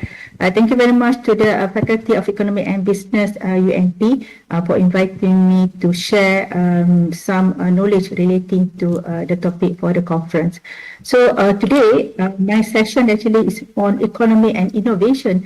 Why actually I put where we stand? Because if you are students, researcher, student, as well as industry player, we should know where do we stand in the perspective of economy and innovation. So, my name is Dr. Rohana. I'm from University Technology Bara. I'm from Malaysia. So, this is my presentation outline. So, I will cover all this topic. For the times, I think I will hit the time actually as stated by the organizer. Okay, the first questions that all of us actually need to relate. Why SDG driven innovation? Okay. So, as what mentioned by Dr. Joseph just now, it's about SDG 2030 as 7 altogether. And why actually SDG is very important? Because it's a foundation for the long resilience. So, if you guys actually can see from my slide, you can see that the global agency where actually SDG actually address climate inequality. Climate issues, inequality, and economic vulnerability. So 60% of business leaders view sustainability as central to future competitiveness, as well for economic alignment. So it's very important actually to look or actually to align together with SDG for any businesses or countries actually to moving forward. And study has shown that stakeholder trust at the SDG aligned business report stated 24% higher stakeholder trust and improve in access in resilience in the market. So the latest information showed that researchers and publication relating to SDG has shown a significant growth with more than 69% in publication between 2015 to 2022. For your information, in Malaysia, our government is very, very committed towards SDG 2030. So, in all the government's activities, government project, even the national grant given to researcher, it has to be linked to SDG. And it's also in Malaysia, they emphasize that if I were to get my national grant, I must actually prepare any types of innovation that can have impact to the community. So whatever we do is all actually lingering relating to SDG. So this is some of the information that we already know, the evolution of the global economy. So we started with, for example, in Malaysia, we started from agriculture, moving to manufacturing. Now we are moving towards, in the transition towards high tech. So for the economy, for the country to become prosper, it has no choice. They have to go to the evolution. But the question is, how fast do you adapt or you acquire that technology? So the speed is very important. The speed is the essence. So you can see some of the countries that are doing very well. When countries do very well economically, it can bring more prosperity. It bring more quality of life. Okay, so this is very important for the countries, especially to look into this perspective. So technology innovation as the growth engine. Let me actually reflect a little bit. In 1980s, South Korea economy was behind Malaysia. We during that our Prime Minister Dr. Mahathir, he has transformed the economy from agriculture to manufacturing. So it was done quickly. It helps actually to propel our economy level. But in South Korea, and during that time in 1980s, their economy was behind us. But with the focus to using and capitalizing on technology, they are now into high tech. So if you guys are aware, in South Korea, if any students interested to pursue study in science stream, okay, anything relating to technology, government will provide the scholarship. Same thing goes to the professor. If the professor is very good, he's very innovative, he has a lot of ideas that he can come up with innovative ideas, innovative product, the government will give him a pension, but allow him to become entrepreneur, to become innovator outside from the university, to encourage him to step out from the university to bring that knowledge to the industry and eventually help to push the economy to the next level. So it shows that how important is the technological innovation. So today we cannot actually deny the importance of AI, IoT, biotech, structural battery composite, and so on. So in Malaysia, innovation index is very important. So the government had done a rigorous effort to encourage our entrepreneur to register their intellectual property. So the Ministry of Science and Technology also offer a lot of funding relating to technology. So we have several types of innovation, several types of funding. One of the funding actually is open to the foreign researcher, but the product has to be developed in Malaysia, and when actually developed in Malaysia, it can be recorded as innovation developed locally. So innovation index is one of the main criteria which is very important for most of the countries. So in Malaysia, our ranking in terms of innovation we are in the pretty good position. And lastly is the knowledge economy system. Today, the raw material is no more longer. The raw material is not solely is about commodity. The raw material is about knowledge. So from knowledge, it turns into creativity and innovation. So if you look into Singapore doesn't have any resources, but they are banking on the human capital. That is their resources, knowledge. Okay, so today, as we talk about SDG, it actually being discussed closely with green technology. So key sectors that driving the future economy, these are the three main areas that suggested by most of the researchers and also analysts. The number one is energy, clean technologies and structural battery composite. That is one of the areas that any countries, any companies will actually to focus. Number two, biotech. Okay, Malaysia actually are doing pretty well in developing medical tourism. We also focus on ecotourism, but at the same time we focus also on medical tourism. We actually, our close competitor actually with Thailand, okay, because we actually try to attract not only our locals but also foreigners to come enjoy the beauty of Malaysia as well as our state of art of medical services. And the last one is creative economics. Okay, AI enabled design, fashion, media, which they call it creative. Okay, so I think as most of the students here, AI is nothing new to you. Okay, so we use a lot of AI. AI is important. If you are doing your research, AI is like your spices that make it more tasty and more presentable. But I would actually to warn you as well, do not depend it so much because it cannot be replaced. Okay, your knowledge cannot be replaced. You need actually to train your knowledge. So AI as augmentation, not replacement. Okay, so enabling smarter engineering decision.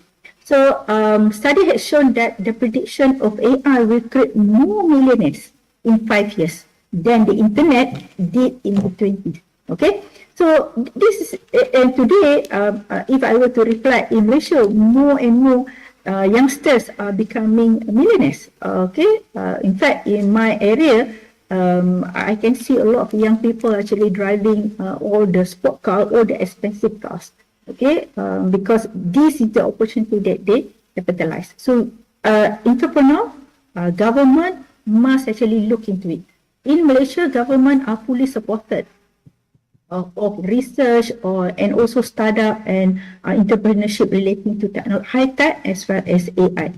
Okay, in fact, in Malaysia, I think in Indonesia, most of our Indonesian friends are familiar with our cartoon Upin and Ipin. In fact, Upin and Ipin series has been supported by our ministries of science and technology. So they developed series and also movies, and each character of Upin and Ipin has been registered as copyright. That is under intellectual property. In fact, Upin and Ipin has been not nominated, has been appointed as UNESCO ambassador. Okay, that is some of the how actually the support, the importance of the support. But it also raises some issues, policy discussion relating to equitable distribution. For example, UBI, universal basic income. So with the existence of AI, it might result in unemployment. So I'll give example. In Malaysia, we have a lot of our highways has a lot of toll booth. Okay, those days you have to you pass through the toll booth. You need to pay. So there will be a staff that manning every every booth. So because of AI, so we are using smart pay. We are using our card. We are using our touch and go, because today customers are very smart. Customers are impatient. People do not want to wait. People want to actually go through the toll booth. I do not want to stop. So they're using a lot of AI. Because of that, they don't need so many staff anymore. Perhaps they need only one person actually to manage the software or the system. So what happened to the rest? Okay, so that's what I'm going to discuss it later, relating to future skills. So it also actually relates to ethics. Okay, ethics, for example, if you are doing your research, your thesis, or how much AI you use in your thesis, in your paper. So I saw one journal stated that AI is not acceptable for this journal. Okay, so that is actually another debatable issues relating to AI. So as I mentioned just now about green technology, so now in Malaysia, most of the projects that has supported towards green technology will be given more license and also support by the government. So I think when we talk about green technology, we are looking in the bigger perspective. For example, just now Dr. Joseph mentioned about plastic bag. People in Malaysia, we have 3R: recycle, reuse, recompose. We don't have a fantastic waste management yet, but now the growing awareness towards green, I would say green environment. So more and more people are moving towards that. So the big challenges currently is to educate, to create awareness, and the next thing is for action. Okay, but now what I can see that the system has been going pretty well. So for example, for our electricity, the government actually encouraging us actually to change to solar panel. So once you change to solar panel, you'll be able actually to reduce your electricity bill. So the balance of your electricity, for example, resources, you can sell back to the government. So this is one of the things. And by looking into this sustainable innovation and green technology, actually it's not only to reduce waste, reduce utilization of raw material, but give a good impact to the people. So imagine those people living in the rural area. Those days, some of the plants is not a lot of waste happening in the rural area. But now, more and more, all this waste has been turned into something useful and meaningful. Okay, this is what I mentioned just now, future of work and skill and transformation. So I would like to call your attention. We are talking about future. Look into our curriculum, look into our position, look into our contribution.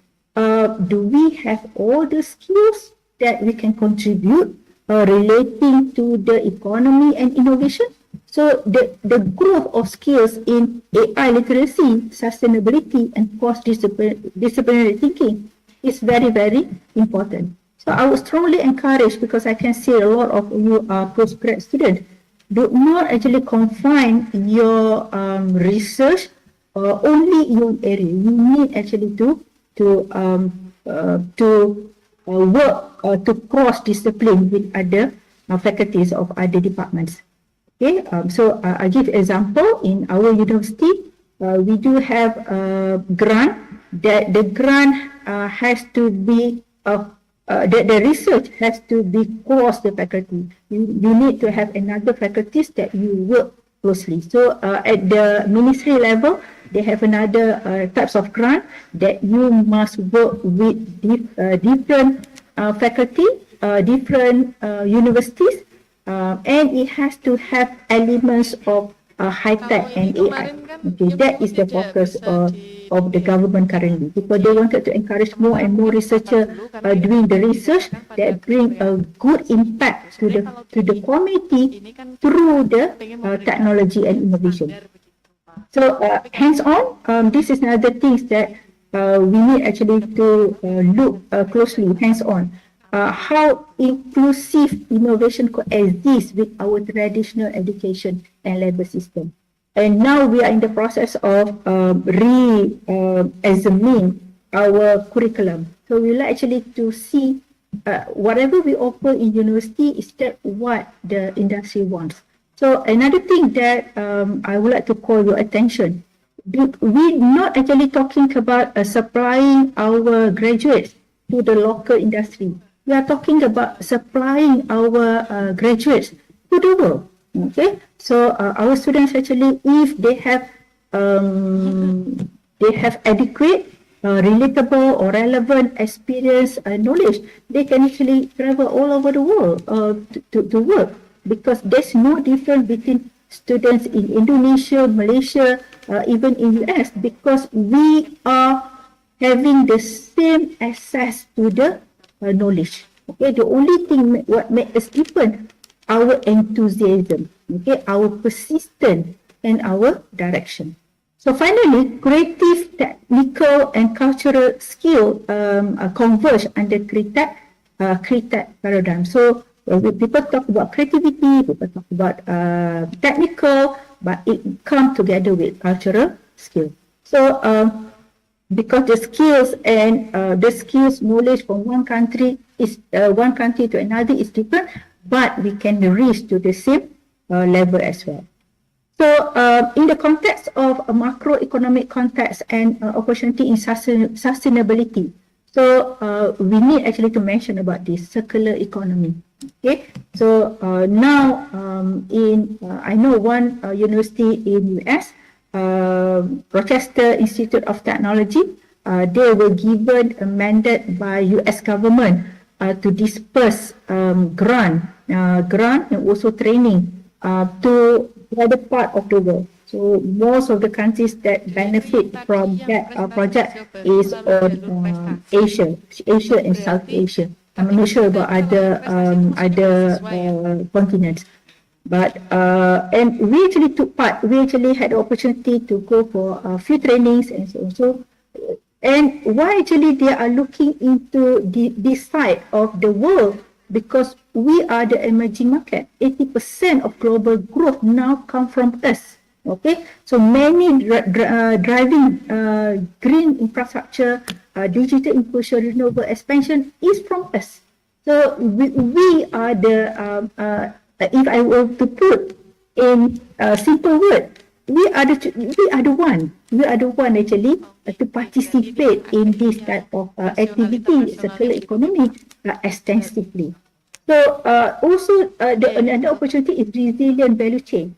Because of the post-pandemic, it has changed, it has restructured the whole concept of the market. So it pushed towards local, circular, and even diversified supply models. And finally, decarbonization imperative. So low carbon transition are reshaping global trade, investment, and policy. So I believe that all governments are in the process of looking into this. But if I were to relate from the Malaysia perspective, our government is very, very serious looking into a circular economy. But they had come up with the blueprint, but there are many challenges, because the challenges to bring the circular economy from the regulator to the implementer, that could be pretty challenging. So this is some of the highlights that I would like actually to mention from the research, recent research. So sustainable finance hub like London, Abu Dhabi, Singapore are rapidly building green bond markets and regulatory framework. So perhaps some of you heard about a news. Bill Gates, Foundation had parked their money in Singapore, because they see that Singapore are very committed towards green sustainability activity. So integrated innovation using AI, blockchain, IoT, big data directly underpins SDGs. Okay, so somebody mentioned about which SDG, because SDG actually interrelated. Okay, so it's difficult to find that if you wanted to do any project only for one standalone SDG, it has to be related to others, so that then only can bring a better impact. So companies like IKEA, Osted, Danone, Mastercard lead SDG aligned innovation, reporting measurable environmental performance and consumer trust gain. Okay, blended finance, okay, sustainability linked bond, public-private capital leverage are essential for multi-trillion-dollar annual SDG investment gap. So circular and regenerative models from Patagonia and Interface program are creating profitable or resource efficient models, and this is happening in the US. So they expected by 2025 they'll be able actually to create 700 billion USD. And finally, corporate governance and reporting transparency are key for unlocking investor confidence, and as emphasized by 2025 survey commitment. So these are all the important matters, important issues that we should be aware. Okay, so I'm coming to the end of the presentation. So my question is, how do we embrace the future of innovation? People talk about innovation, and we must, and I think all of us know that innovation happens in all aspects of our life. Okay, regardless where you are, you must embrace technology. You must embrace innovation. That's the only way for you to move forward. So innovation as an ecosystem, technology, policy, society, and also environment. So countries or any bodies that ignore the importance of all these elements, they might be left behind. So equitable growth depends on inclusive access, ethical framework, and investment. So in Malaysia, we have one policy, we call it vision of prosperity. The main tagline is nobody left behind. So we had done a the government had done pretty good job. We be able actually to decrease our poverty. So in Malaysia, the poverty level is only 4%. But even though it's 4%, there is still an issue, because if we were to look into a country, So if there's a gap between the rich and poor is so huge, it would create another social problem. So the main issues in the government, they want to actually, the main concern, they want actually to reduce the gap. And we are pretty lucky as well. In Malaysia, we do not have any natural disaster. We are, I would say, we are smaller, much smaller comparing to Indonesia, but we have also the majestic places to visit, and the only thing actually to move, to encourage actually to trigger our people actually to be more, to capture all the opportunity relating to technology and innovation. So finally, future economy is sustainable, creative, tech-driven, and globally collaborative. With that, thank you so much for your attention. Terima kasih. Thank you very much, Prof. Rohana, for your valuable insight. Okay, so we now open the floor for the question or the discussion session. Okay, so everyone, please raise your hand if you have a question for Prof. Rohana. Okay, who is the first? Who? Committee, please help me.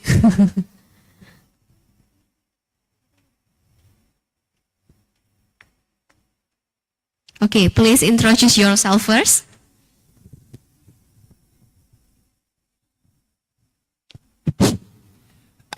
Hello, ma'am.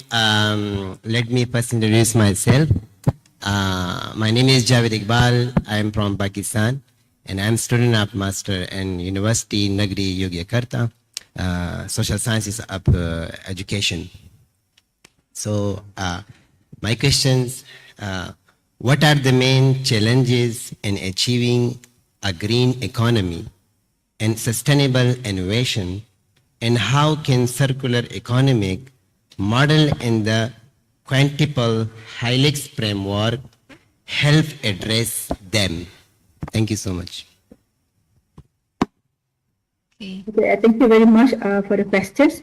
Yeah, thank you, ma'am. And when we talk about green, sustainable, even circular economy, this is pretty new to Malaysia. So for the countries that we have a lot of resources and we do not have much issues, so to create, to educate and to create awareness, as well as to get people working together towards green economy, that's a pretty challenges. That's a pretty huge, I would say, main issues need to be addressed.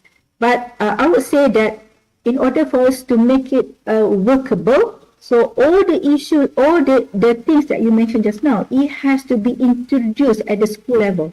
Okay, it has to be embedded in the education. So at the pretty young age, our students should be exposed to those kind of things. That actually will be important. That only we can create a green society, green community.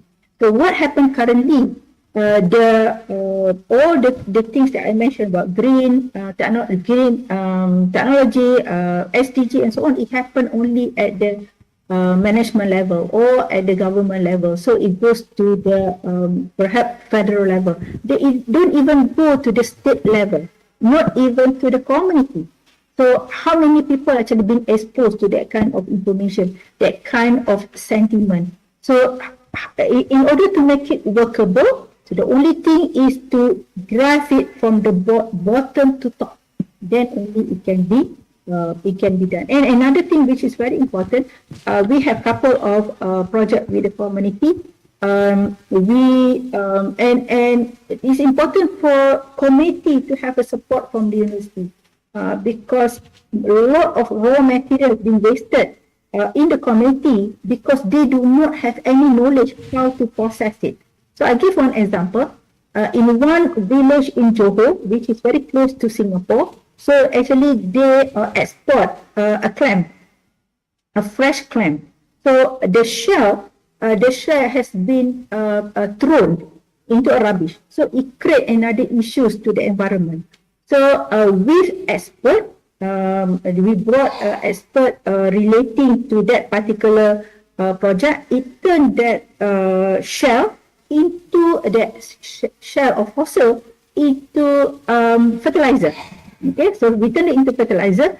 Then from the fertilizer, we further upgrade it to make it more innovative. It has to has commercial value. So from there, looking into this process, you can see that how we help the community and community be able actually to produce innovative product, then they be able to generate income and it goes back to the community. So when we talk about the circular economy, when it talk about circular, meaning that it goes from the raw materials back to the community. So I think because many emerging economy now trying to embrace the green technology, but they are still actually struggling to understand how to go about it and so on. I think are willing to put the first step, that would be great. Okay, or else they are going to be left behind compared to others.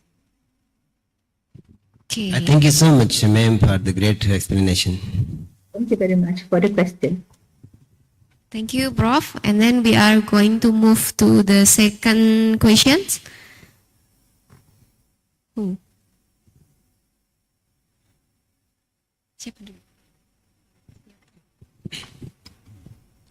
Thank you, ma'am, for your precious time. My name is Jamshed Ahmed. I'm from Pakistan. Currently, I'm pursuing my undergraduate degree in Universitas Jambi, Sumatra Island, Indonesia. So my question is about economics and innovation. If we talk about creative economy, and as you mentioned earlier about creative economy, there are 17 subsectors in Indonesia, and technology and innovation, AI is one among of them.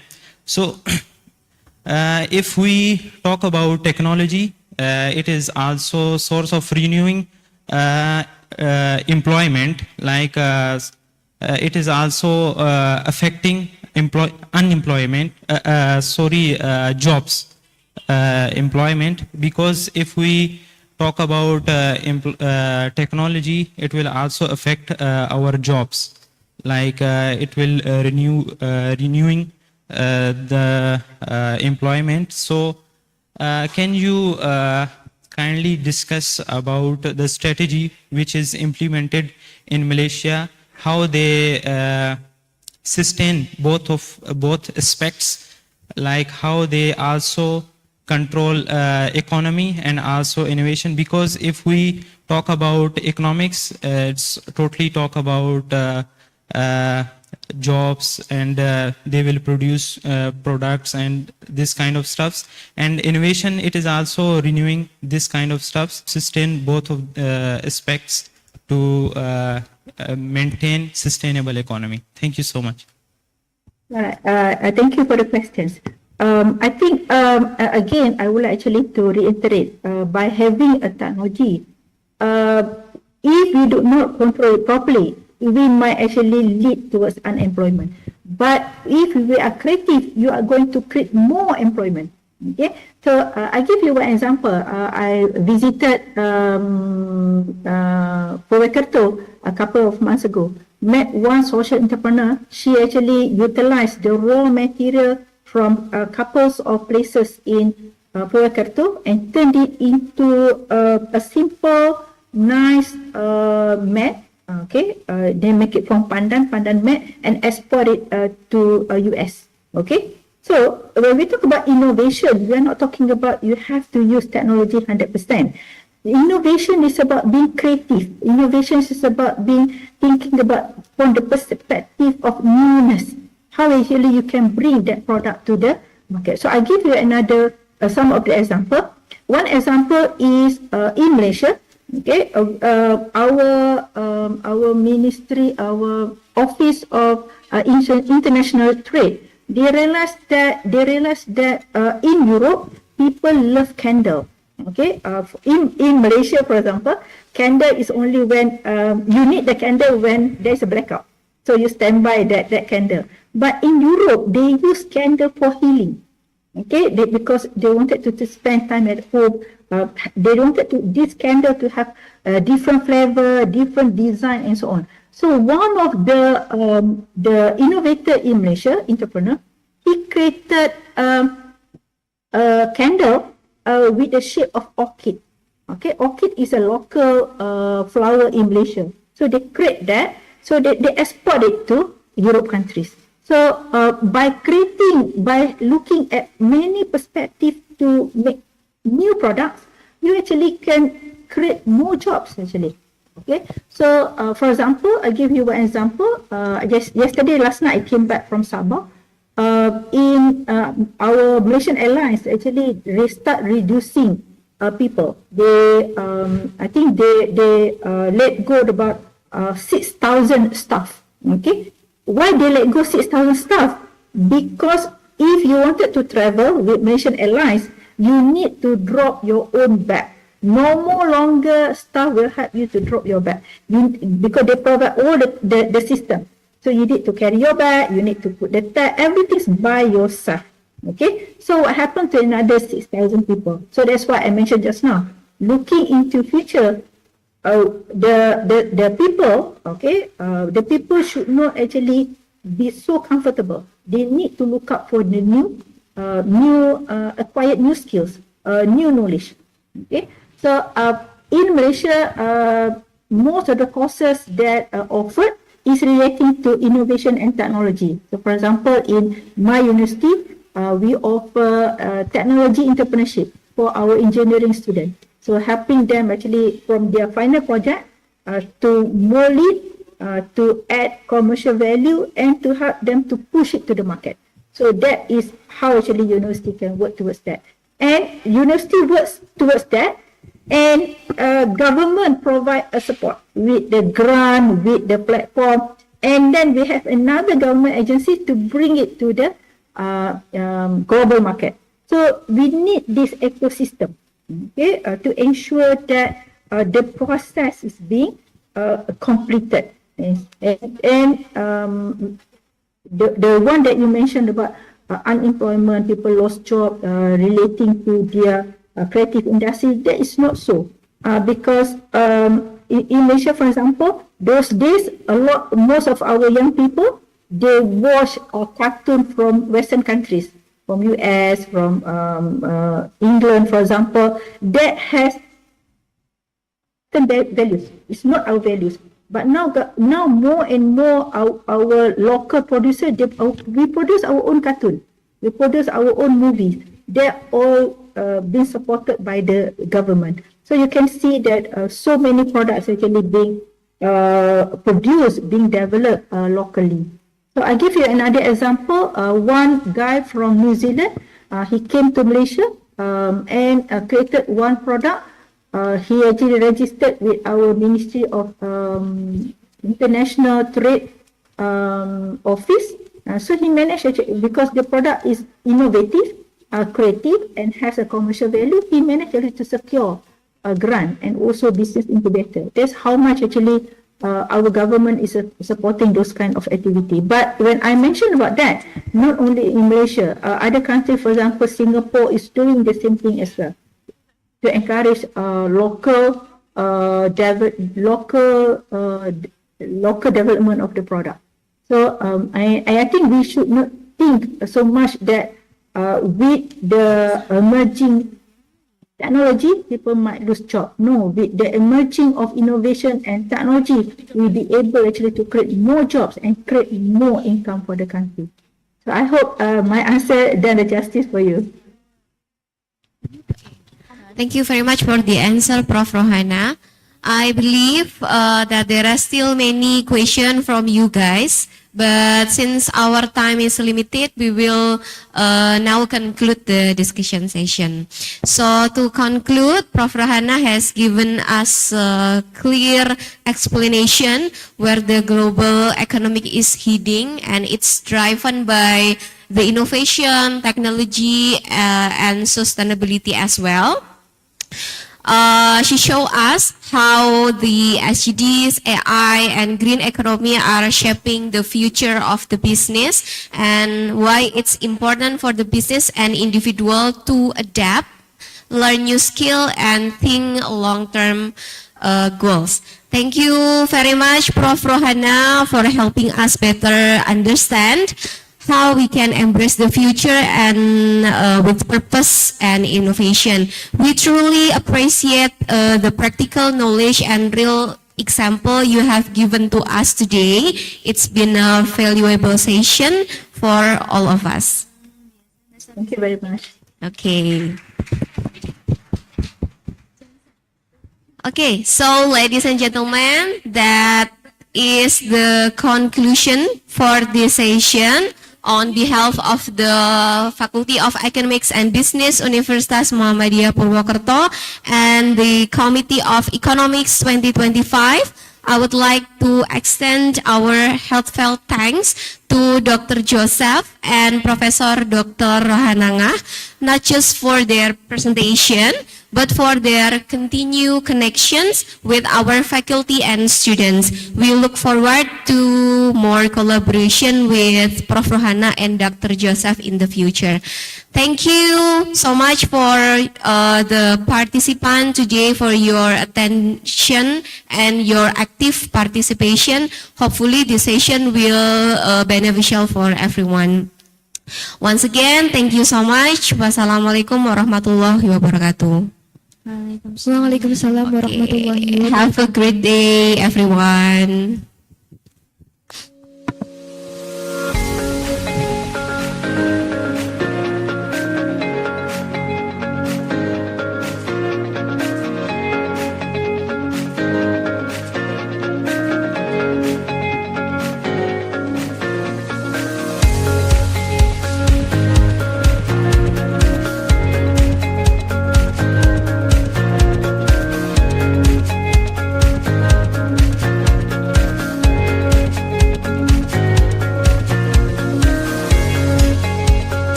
So, how was that, everyone?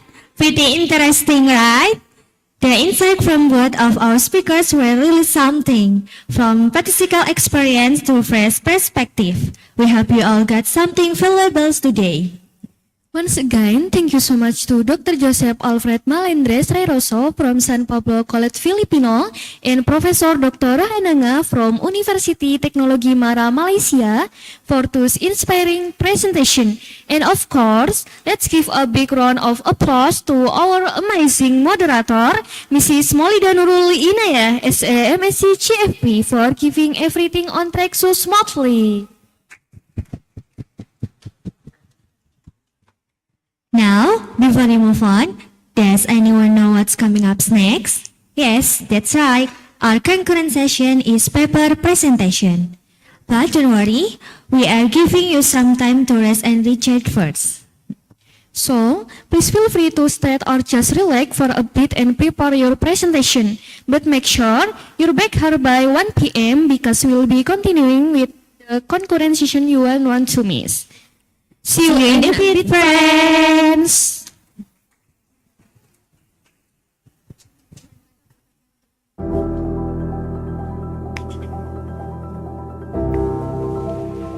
Universitas Muhammadiyah Purwokerto, known as UMP.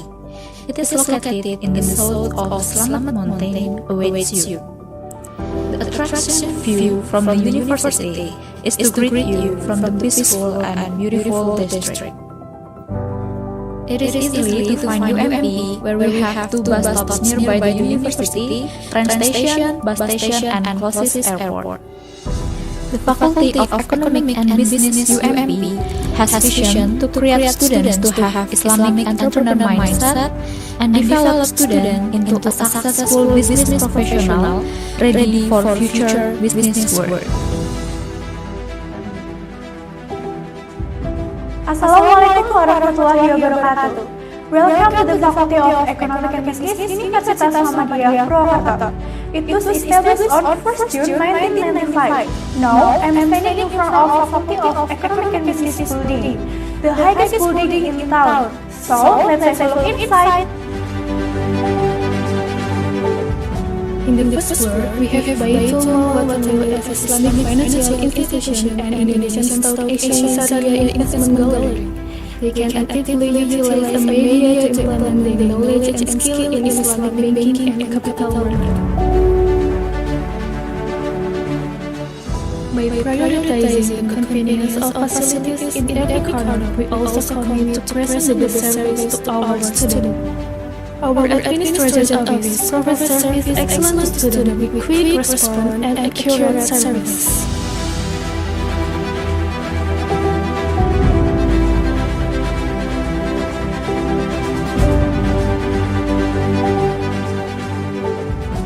Assalamualaikum warahmatullahi wabarakatuh. I am Nalati Pastufi, Dean of Faculty Economics and Business, Universitas Muhammadiyah Purwakarta. Nowadays, the world is facing a difficult situation, uncertainty, and we are witnessing rapid change. This challenging time pushes us to study economics, understand more about decision-making under uncertainty, and crucially generate new ideas and ways of thinking about the issues. Most of our study programs are accredited unggul, called excellent in English term, which is the highest accreditation grade of higher education in Indonesia. We prepare graduates to competitive age and able to offer proper solutions that can be applied to society. Also, we mold our graduates to be ready to have a career in the company and involved in business world. Assalamualaikum warahmatullahi wabarakatuh. UMB is not just a place for studying inside the classroom, but this is just an amazing place to create best people in the world.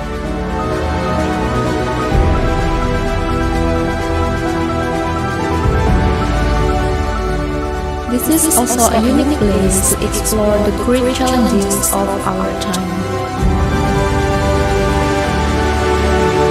This is the beginning of your journey to discover who you are, to set a bigger goal and fight for your dream. As our vision to be the faculty that are excellent, modern, and Islamic, as well as entrepreneurial spirit, we believe to encourage you to push for something greater here in the Faculty of Economic and Business, Universitas Muhammadiyah. So, will you stand up for the challenges in your journey? It is now up to you to take the next step of learning journey in Faculty of Economic and Business, Universitas Muhammadiyah Purwakarta. Sampai jumpa, see you later. Wassalamualaikum warahmatullahi wabarakatuh.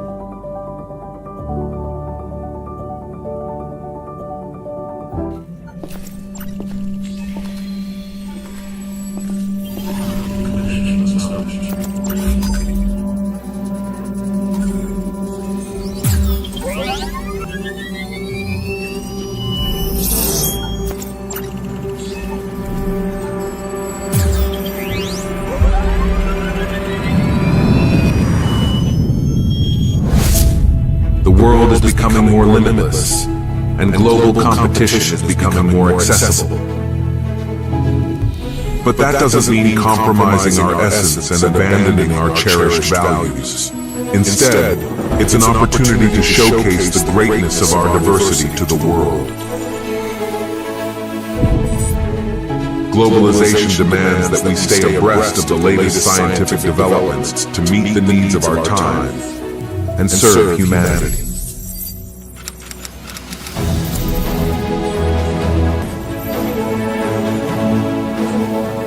That is why we need to open our hearts, continue learning, and never be content in our quest to become individuals who are excellent, modern, and guided by Islamic values. With this spirit, we believe that achievements are inevitable and that they open up broader opportunities for continuous progress and being at the forefront. Surely on the path of change, we will face obstacles that we must overcome, demonstrating our ability to conquer them.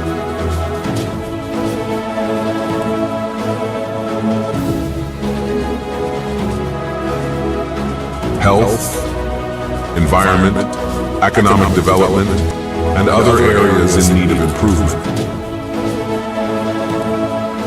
To what extent can we strive forward and contribute to supporting our nation?